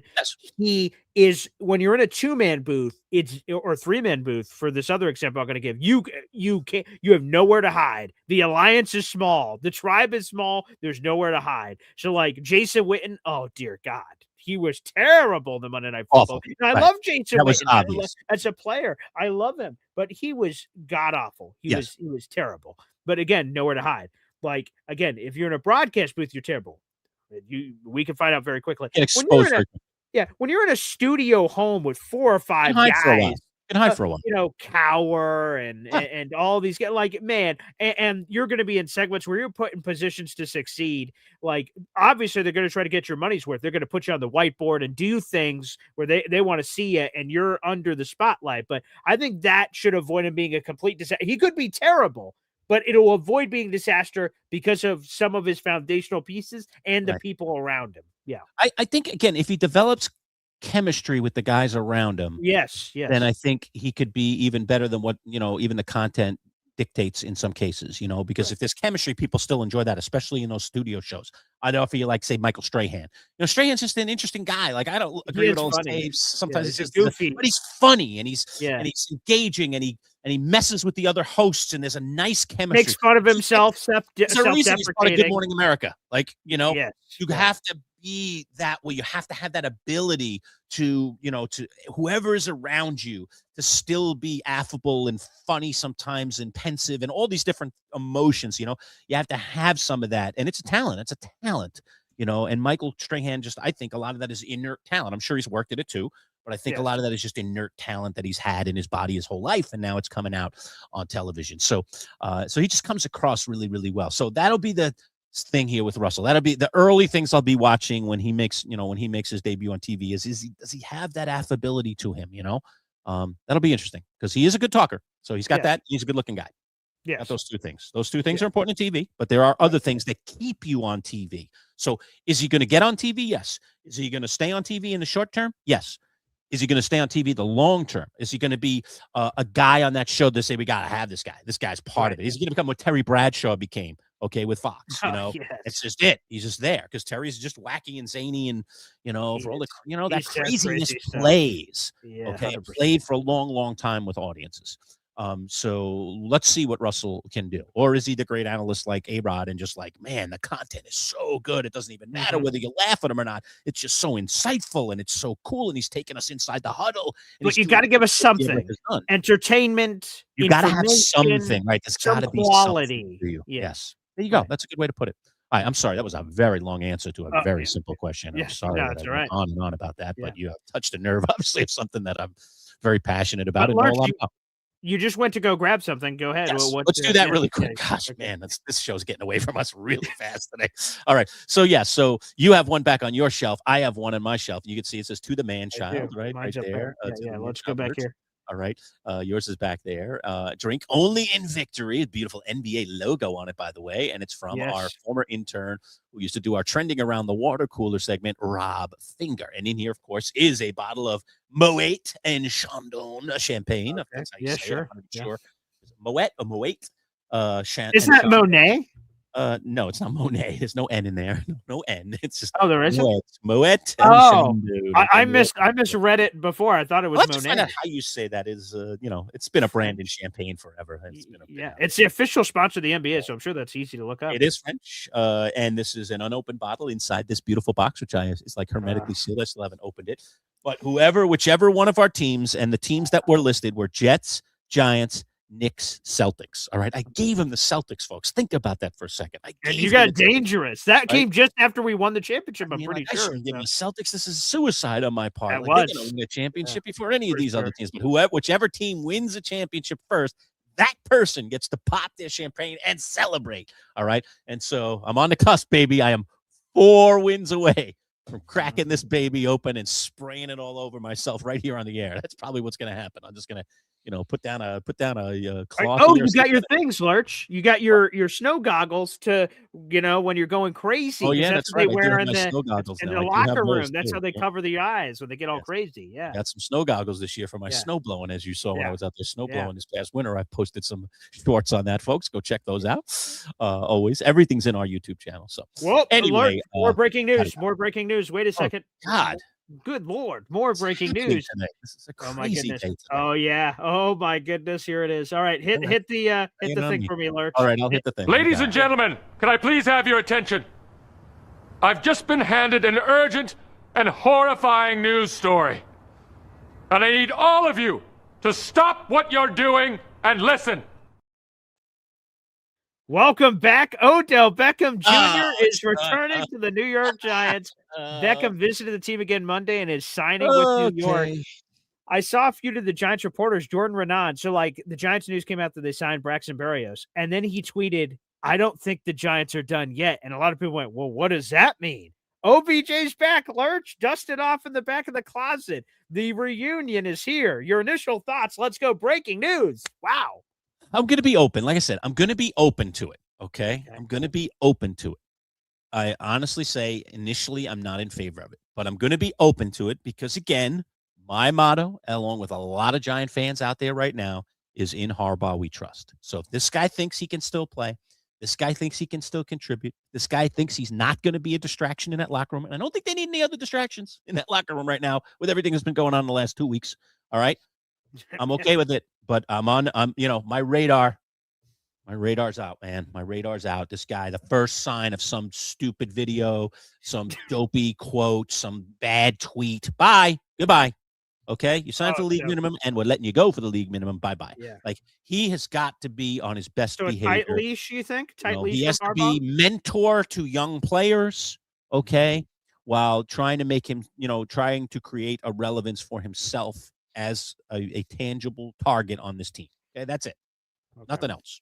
I don't want to hear any nonsense. All I want to hear about Odell is how hard he's working, how good he's been with the young guys, how he's working with Malachi on his routes, okay, how he's showing him how to make one-handed catches, all right, with the jugs machine. Like, that's all I want to see. I want to see videos of Odell teaching Malachi Fields this, teaching Malachi Fields that, working with the young tight ends, everything. I want to see this guy spreading the wealth to his teammates, okay? I want to see him being the ultimate, penultimate teammate. Whether I play or not, who cares? I'm just here to help everybody in the room and make this team better. That better be the new Odell in this reunion world here. That's it. Anything less than that, I'm going to be PO'd and I'm going to be railing against them on the show.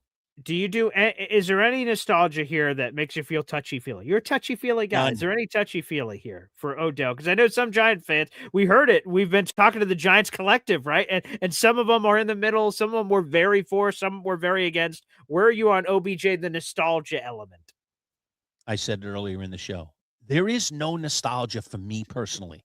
Okay. Because he ruined the nostalgia when he took a wrecking ball to his own career with the Giants and forced them to trade him. He embarrassed the ownership like 2, 3. I mean, just kept embarrassing the team. Like, no, I'm sorry. There's no nostalgia in my brain.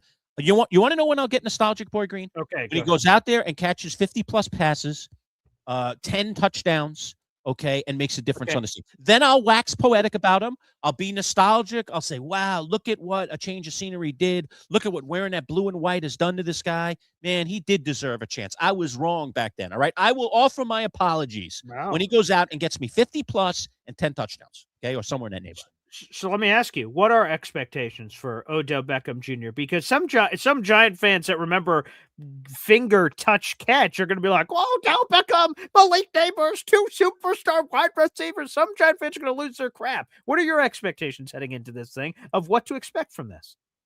What I would like for the Giants to get out of this is a guy who can be very, very dangerous down near the goal line. I want him to be a goal line target.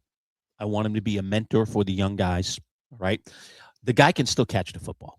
He can catch it with either hand or both. He doesn't even need both because his hands are really likely. He's a really, really good catcher of the ball. I'm not going to take that away from him. The speed isn't there anymore. I don't think he's as elusive as he once was. But, was Julian Edelman the most elusive guy in the world? I mean, we have seen guys make it in the NBA. Wes Welker, was he like the most elusive guy in the world? I mean, undersized. It's, this Cooper Kupp. These guys are just about getting open and catching the ball every single time it comes to them. And I think there are some elements of Odell's game over the years that say that he could be that guy. Now, he has to be, again, willing to accept less than I'm the number one receiver and that whole ego thing. I don't want his ego to disappear, but I want him to understand. I want him to be more relative to ego versus talent and how it all fits in at this stage of his career. And I hope he's really motivated. I hope he's really motivated to close out what was a career that started in an amazing way and kind of fizzled. Maybe there's a back end, nice little epitaph at the end of this thing that says, hey, these last year or two, Odell went back to the Giants and he actually showed he could still play football. I would like to think that he wants that for himself.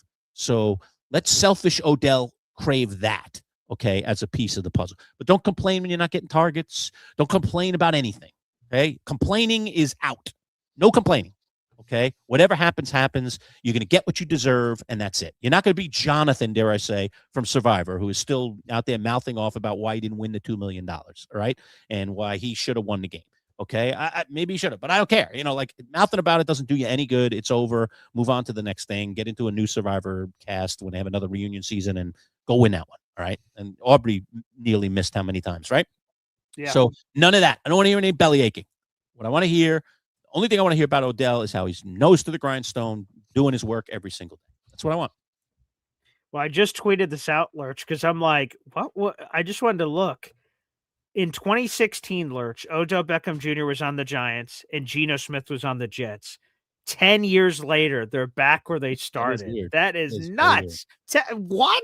2016? Very If I weird. went into a coma in 2016, just as like they were leaving the team and say, "Hey, buddy, you're going to be gone for a decade," and I wake back up, "Hey, what happened? Hey, Gino and OBJ are back." What? Like that's nuts. That's crazy. All right. Here, Macho's throwing up. This is what he wants out of Okay. Odell. I want a little more than that. 40 receptions, 6 TDs, 350 yards. You know, Macho, it might be on the cusp of That sounds livability. reasonable. Yeah, especially the 6 TDs, you know. Right. I'd love it to be a little closer to 10, and I'd like the receptions to be a little, 50, instead of 40. All right. I know it is. I know it is. But my plan with this guy would be make him a weapon at the goal line as his primary goal, like his primary thing. So he's not out there running routes the entire game. When you get into the situational football, you're in the red zone. Now he's a factor. Now he's part of it. Now he's involved in the plays that you're throwing when you're throwing the ball.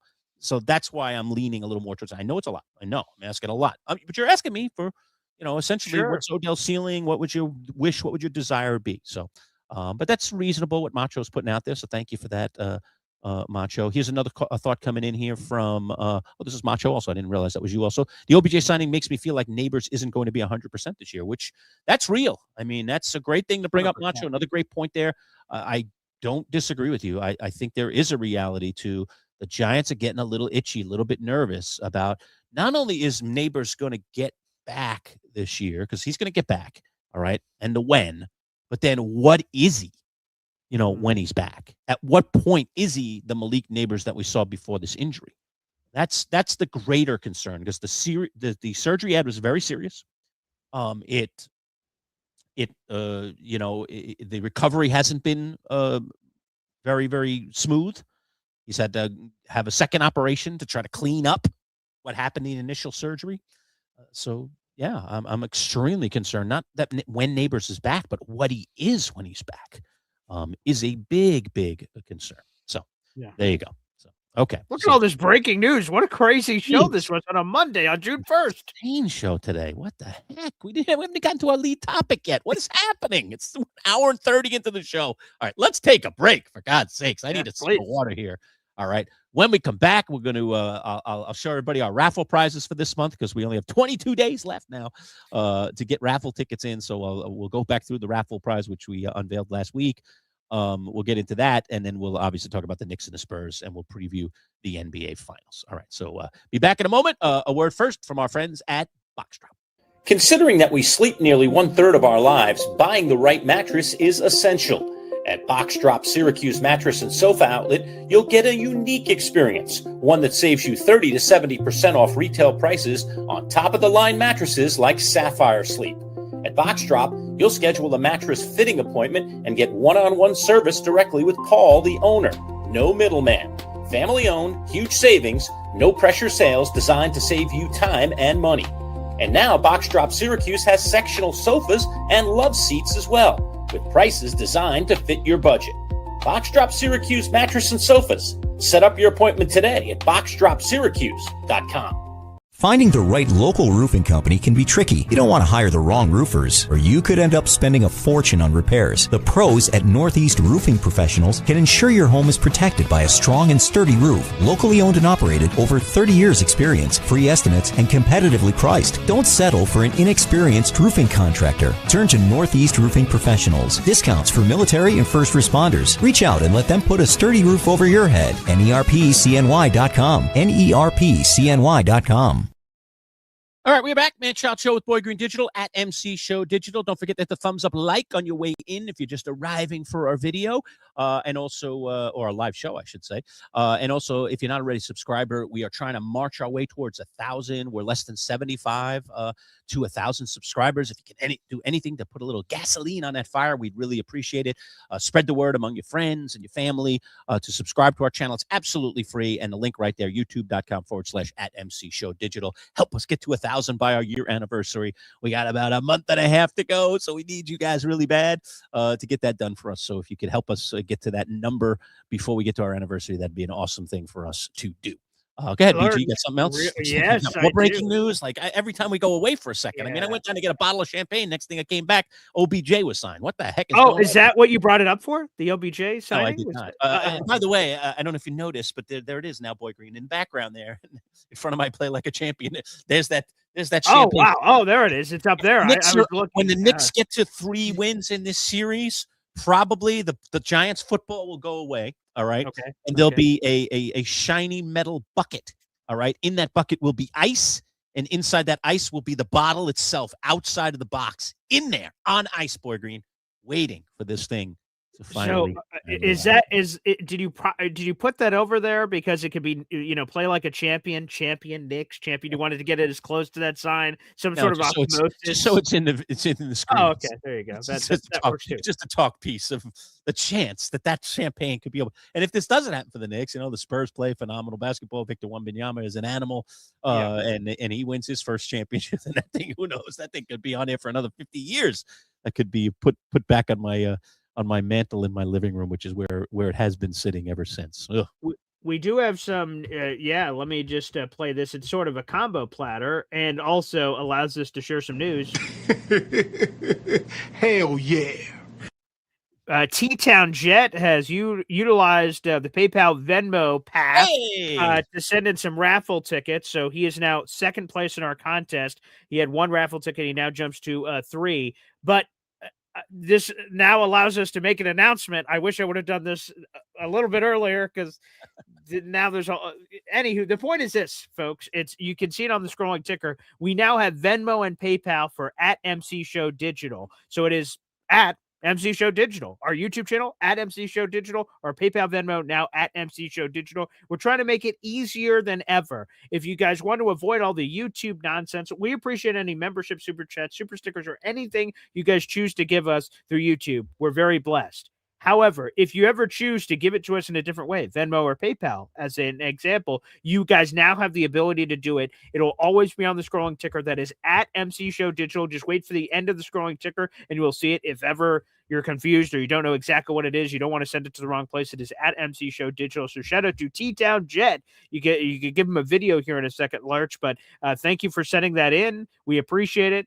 Thank you for sending it in to me. I'll flip that over to the MC Show Digital channel for you for today. Thank you very much for doing that. And moving forward, you guys hit it up @MC Show Digital now on PayPal and Venmo. Pretty sweet. All right, quick video here for T-Town for that. Thank you, T-Town. The price is wrong, bitch.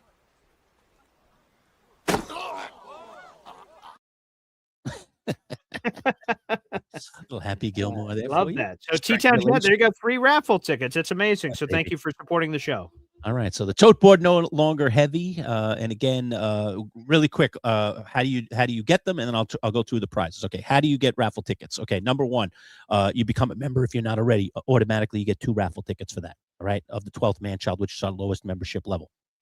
If you go up to our second level, the Die Hard level, you get 10 raffle tickets right away. If you become a Hall of Fame member, all right, you'll number 1, you'll join our fantasy football league for the fall. Okay, you'll get an invitation for that, and number 2, you get 20 instant raffle tickets. And by the way, for those Die Hards and for those Hall of Famers, every month you will roll over and get another. As long as you keep the membership, you'll get another 10, another 20, just depending on what level you're at. Super chats, super stickers. Every value worth $3 will be worth a single raffle ticket. So if you did 3, it's 1, 6, it's 2, 9, it's 3.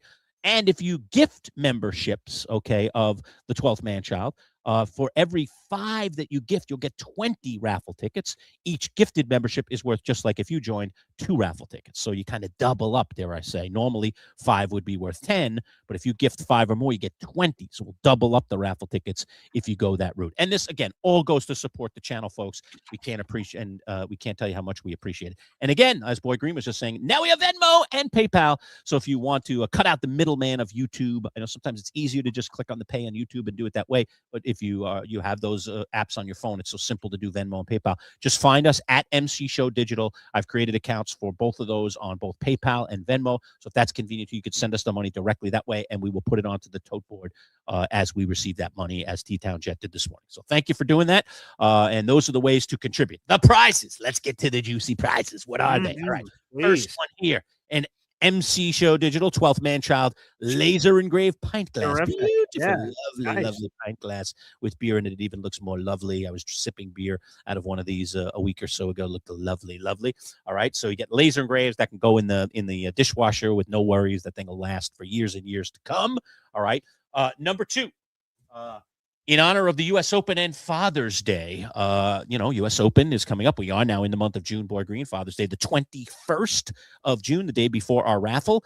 I thought, let me get some golf prizes in the mix for people who love golf and love the U.S. Open. So I've got 2 brand new golf hats. The first one is a Cleveland, beautiful white and black golf hat. Nice design, beautiful patch on there. Never been worn before. It is adjustable. It's got the Cleveland logo on the back.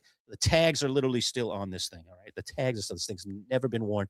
Gorgeous, gorgeous hat, all right? Super nice white hat, all right? And a second white hat if you don't like Cleveland. How about Titleist, my friends? The Pro V1, beautiful mesh hat. Titleist hat. Red on the front, Pro V1 on one side, FootJoy on the other side, and even a Titleist patch in the back. And you can see it's the mesh in the back, and then it's got the solid white front. So in honor of Father's Day and the U.S. Open, I'm sending you those 2 caps. And then these interesting 2 things that are tied together. I love these two. Okay. These 2 things are tied together. So first is this metallic.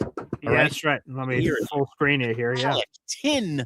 Okay. Poster. Muhammad Ali versus Liston. Muhammad Ali literally standing over a somewhat dead carcass. He's not dead, but he's knocked down. Might as well be. Yeah. Round of that fight back in 1965. Right there, the date etched on it. All right. It's got a nice little white. White border to it, and you can see the holes right in it, so you can tack it right to anything. Pre-done for you, yeah, right. Done for you, really cool. So really easy to hang. We used to have this in our studio for years. Beautiful, beautiful thing. And then along with that, I've got an autographed item. This is really cool. This ties together with the whole Muhammad Ali boxing thing. And that's this book, all right? The book is My View from the Corner. It's a book written by Muhammad Ali's former trainer, Angelo Dundee, along with Burt Randolph Sugar, one of the all-time great, if not the greatest boxing writer in the history of boxing, with a foreword, by the way, by Muhammad Ali. So 3 boxing legends attached to this book. Even the cooler thing, aside from the fact that it's a cool book of Angelo Dundee talking about what it was like to be Muhammad Ali's trainer and taking us inside the corner, it's autographed by both Angelo Dundee and Burt Sugar, neither of whom is alive anymore. So you can't get these guys' autographs anymore. Both of these guys, world famous in the boxing community. So if you like boxing memorabilia, this is a really cool collector's item. You get the Muhammad Ali poster, metallic poster, and this View from the Corner book. So those are the prizes. All of those prizes are going to be shipped to one singular person on the 22nd of June, the day after Father's Day. How do you get tickets? I just told you the whole thing. You know how to get tickets. So sign up, get tickets, get as many raffle tickets as you can if you like the items, and we will draw that winner live on the air on the 22nd of June. All right? So time is ticking. The clock is ticking to get your raffle tickets. So get in, do a super chat, do a super sticker, become a member if you're not already, so on and so forth. Okay. Or Venmo and PayPal, again, at MC Show Digital. Wink. Easy, easy. Okay. Now, let's get to the NBA Finals, boys. Sure, yeah, right. Now we're 40 into the show. My Lord, what's just the way that things happen sometimes. That's the whole beauty of a live show, right? You just never know what's going to happen. So now let's just start with the football stuff. We could have gone the other way. I'm glad we started with the football stuff because all the breaking news was all football news. We'd have to keep interrupting, talking about the Knicks and the Spurs. So here we are. Finals are in order.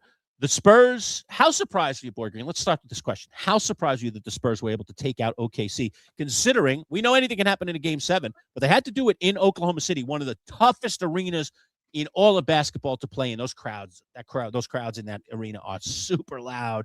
They're really, really, really ferocious about their team, have been for years. What are your thoughts about what the Spurs did there?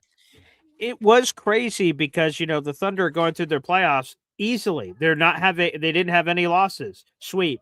And you're like, oh, they're not going to have any problems. And I'm just like, man, they are on cruise control in a bad way. Like in my head, like they haven't been challenged. They don't see any flaws within themselves, right? It's easier when you lose to find the holes because you're like, we lost this thing. When you're just winning, everything's great. Everyone on ESPN says, dynasty, you guys are going to win the next 10 championships in a row. They're being fed that. And I think sometimes when you're in a position in sports and you're getting fed every day, you just start to get fat. you're just gluttonous with all the success and the praise and the glory, and we're the defending champions. Oh, no one's on our level, the power rankings and everything. Like, I don't know. I just had a feeling that the Spurs just had the right combination. Again, it was going to be difficult. The Thunder are a really talented team. They're deep. They got a million more draft picks. So the team's only going to keep getting better. I just had a feeling that Victor Wembanyama, he's such a unique freak. You can't prepare for something like that. And unfortunately for Chet Holmgren, like that was the perfect, kryptonite for Chet Holmgren to go against a guy like Victor Wembanyama that made a lot of people sort of lose their stuff and go overreactionary the other way. Yeah, But right. yeah, I just felt like the Spurs just sort of, I don't know if team of destiny, that's probably too dramatic, but like this was a team that won 30 something games last year, missed the playoffs completely. And you just felt that there was something there. So to be honest, and boy, Sean Devaney, our NBA insider, saying, I think the Thunder could handle this in 5 and the Spurs win it in 7. So it goes deeper than he could have possibly ever thought, and the other team wins. So, yeah, there was, again, I predicted it to happen. I predicted the Spurs would do it. But to actually, to your point, to beat the defending champs in Game 7 in their building when you didn't even make the playoffs last year, they're the defending champs. They have all kinds of championship experience. You, nothing.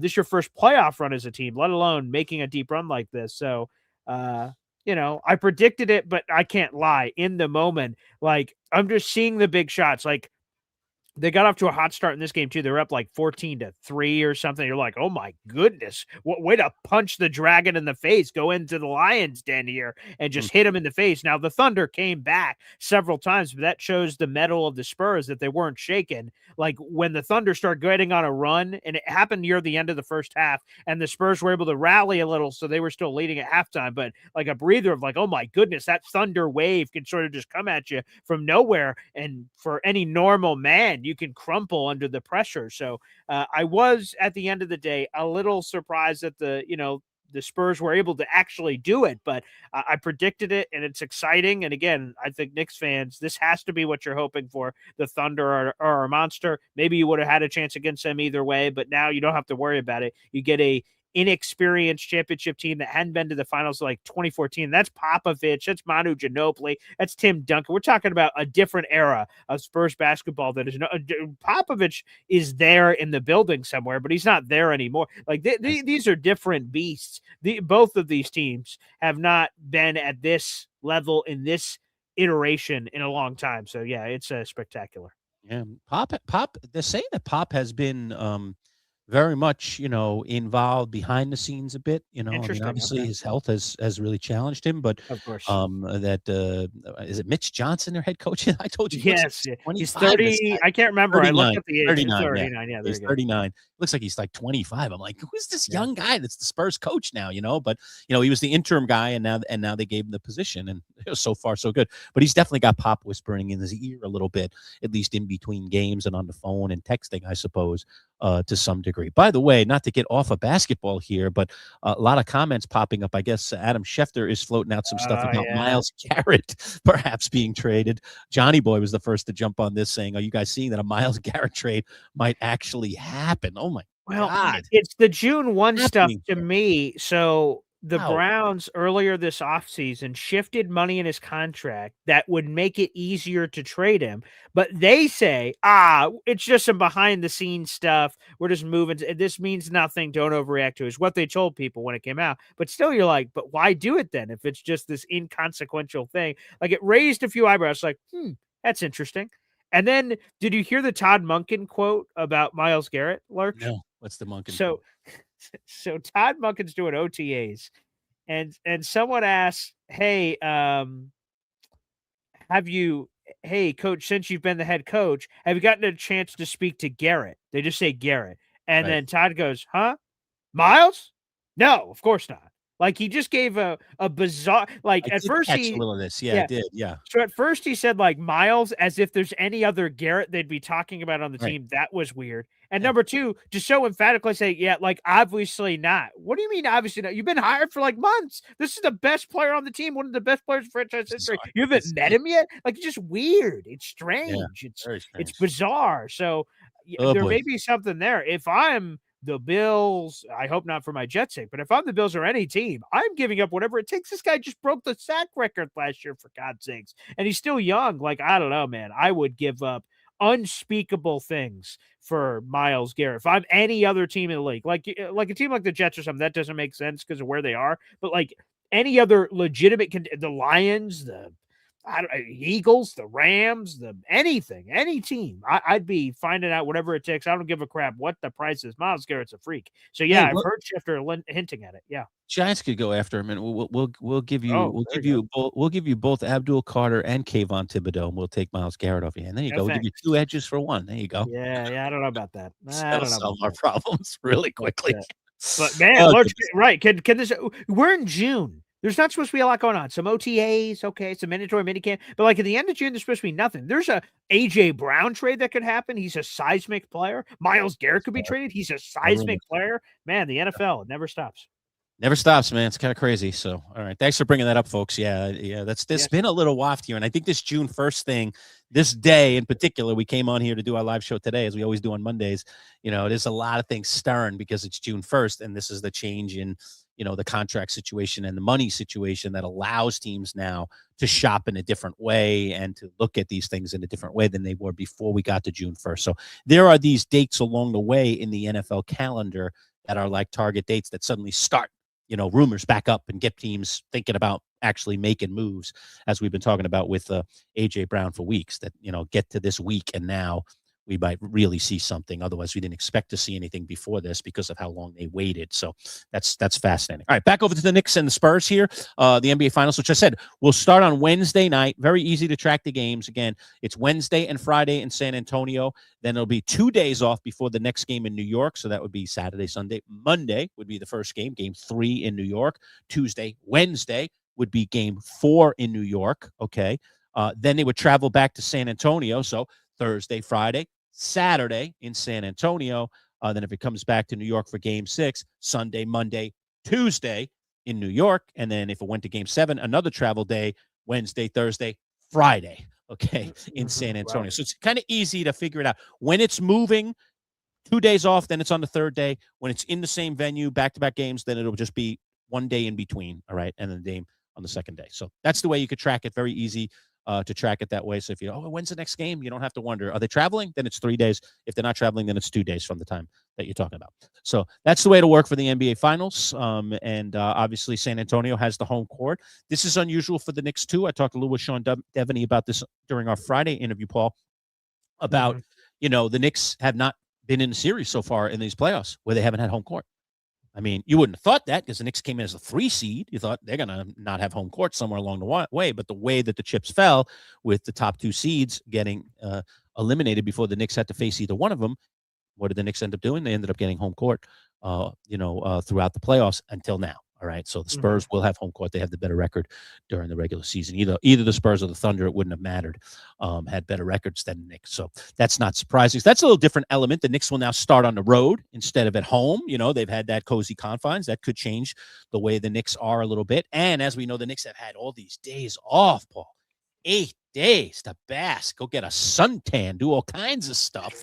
And, lo and behold, what will that do to them? We know how rusty they looked when they had essentially the same amount of time off coming out of that prior series that they swept, the Philly series, coming into the series, and how they were rusty against the Cavaliers. It felt like in game 1, missing a lot of shots. But then, of course, they had the miracle comeback at the end of the game where Brunson and everybody went crazy. So what is this? The Knicks have been talking a lot this week.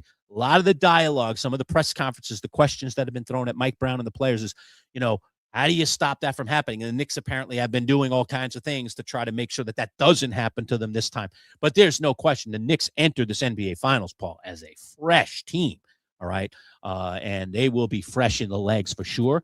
There has been one development, and that is the Mitchell Robinson thing, which we should discuss here in just a moment. But I see we've been gifted another membership. My God, Boy Green. Look at this. This is a huge show. Hit it. Hell yeah. Go number 1 Austrian Jets. I owe him a video. What are we going to do for video here? All right. I always like this one show that's coming back with another season soon. Ted Lasso. Paddle. That's it. By the way, randomly, did you see that Roy Kent is now going to be in a romantic rom-com with Jennifer Lopez? Yes, and I just heard this side video that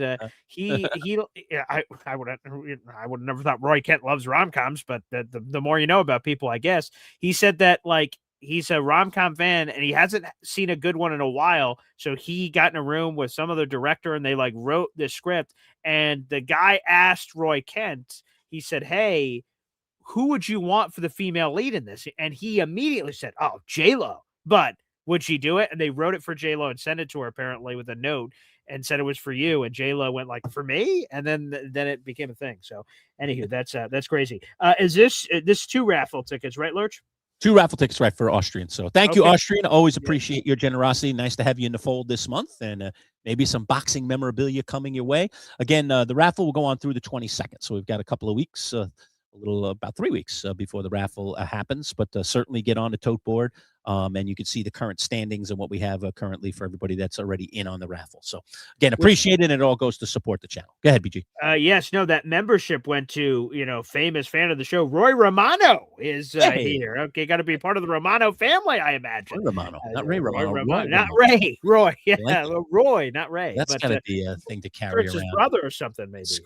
I don't know. Unless he truly is. Remember, I met Could be. I used to hang with Lee Mazzilli's cousin. So it's up there in the universe. So Austrian, you are on the leaderboard. Thank you so much for your support. We really appreciate that here on the channel. Goodness gracious. Oh, more Jets news is what Austrian is saying. Yes. Oh, go ahead. Yeah, Lenny Krieg, our German kicker, he got cut. So now we're waived already this morning. Lenny. Yeah, so it's not official. The team will announce that roster transactions are official at about like 4 o'clock or so is when the transaction wire hits. So it's about 4 o'clock. Reporters are reporting it early. Kobe King is a linebacker they added last year, and Lenny Krieg. So 1 less kicker, and they've added like another receiver, another linebacker, so we could get it to. They're inconsequential players it's not Odell Beckham Jr. All right. So, but man, what a busy day. Jets news. Right. We're talking about that depth chart of kicker. Just got a little bit lighter. Got a little bit lighter. Cade York or Younghoe Koo. God help us. Boy, good grief. That's not a good choice, man. Come on, maybe that Ali Haji Sheik is hanging on somewhere out there that you're going to get before the season. A lot can happen. Kickers get cut. Things can happen. So I'll check a car lot. I'll check a car lot later. Jets are going to keep their eyes and ears open. That's for sure in this kicker situation. My goodness. Good Lord. All right. Gosh. All right. So like I say, Knicks a little different without the home court, Boy Green. That ought to be interesting for the Knicks. And I don't mind it that much. You always want to have game 7 in your own place, and game 5. I always think 5 and 7 are just these critical swing games. I agree. Yes. But the advantage of being on the road first is that if you can just get 1 of 2, all right, you've put the other team on the ropes a bit. Now they feel that pressure of no longer having the home court, and officially you become the home court advantage in the series by just getting 1 out of 2. And we know how good these NBA teams that are in the finals are, and we've seen it throughout the playoffs. It's hard to win 2 games in a row sometimes in these series, to have that same intensity in back-to-back games. So I don't mind it as much. Of course, I'd rather have the home court, but it was never destined that the Knicks were going to. So I don't think it'll necessarily be a detriment to the Knicks, who, by the way, have won 11 games in a row. They haven't lost in a month, Lurch. Like it's Jake said this. That feeling the win, they're feeling that right now. They're feeling we're invincible. That's a good thing to be feeling. They should. Yeah, I would say 2 things on that in a second. Yeah, Jake said the last time the Knicks lost, me, Jake, and a bunch of people were all together at the draft, which is nuts. Oh my God, that's crazy. Think about that. It's a month and a half or something like that's nuts. And number 2, Lurch, I know I don't know where you are going to lean with this, but I've heard some people debating on social media. Who would you rather be? The Spurs in a game 7 emotions. Victor Wembanyama was crying after the game, and that engine is revving. They obviously they required it to even get to the finals. And there's some other people that prefer the rest. Lurch, if I'm you, it's no debate. It's cool what the Spurs just did. You're facing. Isn't every opponent you faced coming off 7 games for the most part, right? Like all the they're getting all these whoever the opponent is, right? That's what I'm saying. So like if I'm a Knicks fan, I love that we had all this rest. We're healthy. The Mitch Robinson thing I think was initially scary for a lot of people, but he's going to play with it. He's a tough son of a gun. He's going to wear some sort of a cast of some sort. We'll see how that affects him, but especially against Victor Wembanyama, you're going to need some size in there. But if I'm a Knicks fan, I am over the moon about the rest. So, Lurch, I know they're debating on social media. The debate to me is simple. Simple to me. Simple. Yeah, you don't. Do you? Which side are you on? That you think they have too much rest, they're going to be rusty, or would you rather be on the other side there? Oh no, you rest. That's Always, what I say. Okay. always rest. It could be a long series, intense defensive intensity, so on and so forth. By the way, I mean, I have to interrupt for this. T-Town Jet stepping to the plate and just gifted through Venmo. He's found our Venmo account, Boy Green. Okay, it works. Memberships. Put him on the board for 20 more tickets. Hell yeah. 20 more tickets for T-Town Jet. He's serious about the raffle this month. He wants that Muhammad Ali, Angelo Dundee book. Yeah, baby. Way to go. Nice going, T-Town. Thank you very much. Appreciate it. As always, your great generosity. Fantastic stuff. Tote board is heavy, Boy Green. Heavy. Hey, all right. I want to play a bit. All right. You give them I'll play all the stuff here. Okay, right? please. Yeah. You're working on the tote board. I'll work on everything else. All right. So first we got to give them the Terry Tate. Hell yeah. All right. Let me pick a couple of cool videos for him here. Please. I'm gonna do back-to-back videos for him. All right. All right. Let's go with all right, we'll follow up with the Terry Tate one first, and then I'll give him one that I love. Well, when it's game time, it's pay time, baby. Woo! All right, a little Terry Tate there, and I always love this one. There's one thing I want you to do for me. What? Come here. What? Win. Win. What are we waiting for? Take this! I love Mickey. Oh, I love Mickey so much. Burgess Meredith, I miss you, buddy. I miss you so much. How long has he been gone, huh? Yeah, he's been gone a while, I think. Yeah. It's the old Dead or Alive, Boy Green. Would you put him on your Dead or Alive? You know, any chance you'd say he was alive?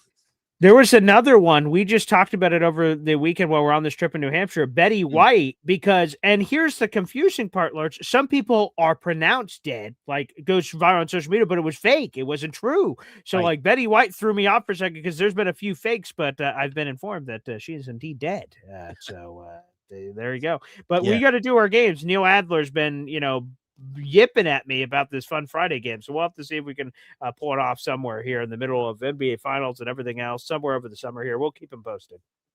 All right. Fantastic. All right. Again, appreciate T-Town. Thanks for your generosity. Austrian, thanks for your generosity. Awesome. Thanks for supporting the channel. It means the world to us. And again, for those of you who can't contribute monetarily, help us with subscribers. We're really, really trying to get to 1,000 subscribers, less than 75 away. Want to try and get there by our year anniversary. We only got about 6 weeks to go, man. We need you. We need your help to get there. So we've been crawling our way up there. Our subscribership continues to grow, but we need your help to try and get a little boost here in the last 5 or 6 weeks to get us to that number. So anything you could do, spread it to your friends, family, share out our videos, like our videos. That helps other people see our videos as well. All of that helps. So those little things that you can do that are just a simple click of the button if you enjoy the channel really, really make a difference. So don't think that, hey, I'm not really even doing anything that helps. All that stuff really, really does help. So, and it's so easy to do, just a click of your mouse or click of your phone and bingo, you're doing cool stuff. So please, by all means. All right. Look, we're not going to get our full-blown Knicks thing, but we got Wednesday, baby. Wednesday. It's true. The game is going to be on one Wednesday night, Boy Green. All right. It's going to be on Wednesday, bleeping night. Game 1 of the NBA Finals. I may be in New York by then. I may not. I'm not sure. Like, I'm trying to swing here. I don't think I'm going to leave tomorrow, but it is distinctly possible that I might leave Wednesday. If I don't leave Wednesday, I think I'm almost certainly going to leave Thursday. So that's kind of what my week is. All right, great. But I got to work around our shows and everything. I got to figure this whole thing out. We'll figure it out. No worries. But I got to head on out there. I got to get down to New York for this craziness. I got to get amongst the masses here. First time in 30 years. With the New York faithful. It's pretty cool stuff. So I have all the peeps down there. I got the housing. Nice. It's just a matter of a couple of tanks of gas, baby, and I'm down in New York hanging with all the nuts. So I want to do that, and I'll certainly when I get down there, I'll take some videos and have some fun with that. So anyway. All right. So look, appreciate everybody today. We'll have Matt Lombardo as usual on our Wednesday live show. So we'll kick off with some of this NBA news, NFL news, excuse me. Maybe by then we might actually have an announcement on the A.J. Brown trade. And if there's really any legs to this Myles Garrett thing, that might already be on the table by Wednesday. We'll see. And then we'll do a full-blown preview of Knicks Spurs. It'll start that night. So game one of the NBA Finals. Who could believe it? The Knicks are back in the NBA Finals, and they'll have a chance to get revenge on the last team to beat them. It was in 1999 that the Knicks last went to the NBA Finals, and they lost to who? A really good Spurs team with Duncan, Parker, and all those guys. Ginobili. That was trouble. But that's the last time the Knicks have gotten there. And as we know, the Knicks haven't won a championship since 1973, folks. I mean, that's 53 years ago. Yeah. Most of us weren't alive when that happened. So keep it in mind, man. Come on. We are a beleaguered fan base when it comes to championship rings. And man, come on. You want me to drink that champagne. You see that champagne on my shoulder? You see that? You see that champagne on my shoulder? See it right there? All right, that champagne. We want that thing on ice in another week. We want to see an ice bucket with the champagne thing sticking out of the top in another week for the Manchild. Come on, baby. Root for me. Root for my Knicks. I'm really looking forward to it. All right, Boy Green, final thoughts if you have any before we close things out today. I mean, good Lord. A way to welcome me back with all this news. Thank you for saving it all for today, Lurch. It was very kind of you with Odell Beckham Jr. And Russell Wilson and the Knicks in the finals for the first time in 30 bleeping years. Like, wow, crazy. So a lot to react to, a lot to respond to, and we'll have plenty, I'm sure, coming up with A.J. Brown, Myles Garrett, all these other rumors. So I can't wait for Wednesday's show. Lurch, you held down the fort last week. I'll hold down whatever forts need to be held down this week so you can get to New York with your son and enjoy some crazy Knicks NBA Finals basketball. Who would have thought that was possible? So amazing. So can't wait. It's going to be awesome. And seriously, thank you everybody for all the monetary support of the show. We're only 72 subscribers away, which is incredible. From 1,000, we're approaching our 1-year anniversary. We both feel very grateful for everything that's our way so far. So to the 100+ people in the room, please make sure you guys like the video here on YouTube. Also hit subscribe if you haven't already. Again, youtube.com/@MCShowDigital, guys. Make sure you help us push over the top. We appreciate it. All right. Appreciate it, everybody. Everybody have a great day. Enjoy the nice weather. If you're experiencing it like we are here in good old central New York, enjoy it. And we will be back live again on Wednesday. We'll preview the NBA Finals, and Matt Lombardo, our NFL insider, will join us as usual to talk all things NFL. Maybe some trades have happened by then. We shall see. All right, that'll do it. Manchild Show with Boy Green Digital. Peace out, everybody. Thanks for tuning in.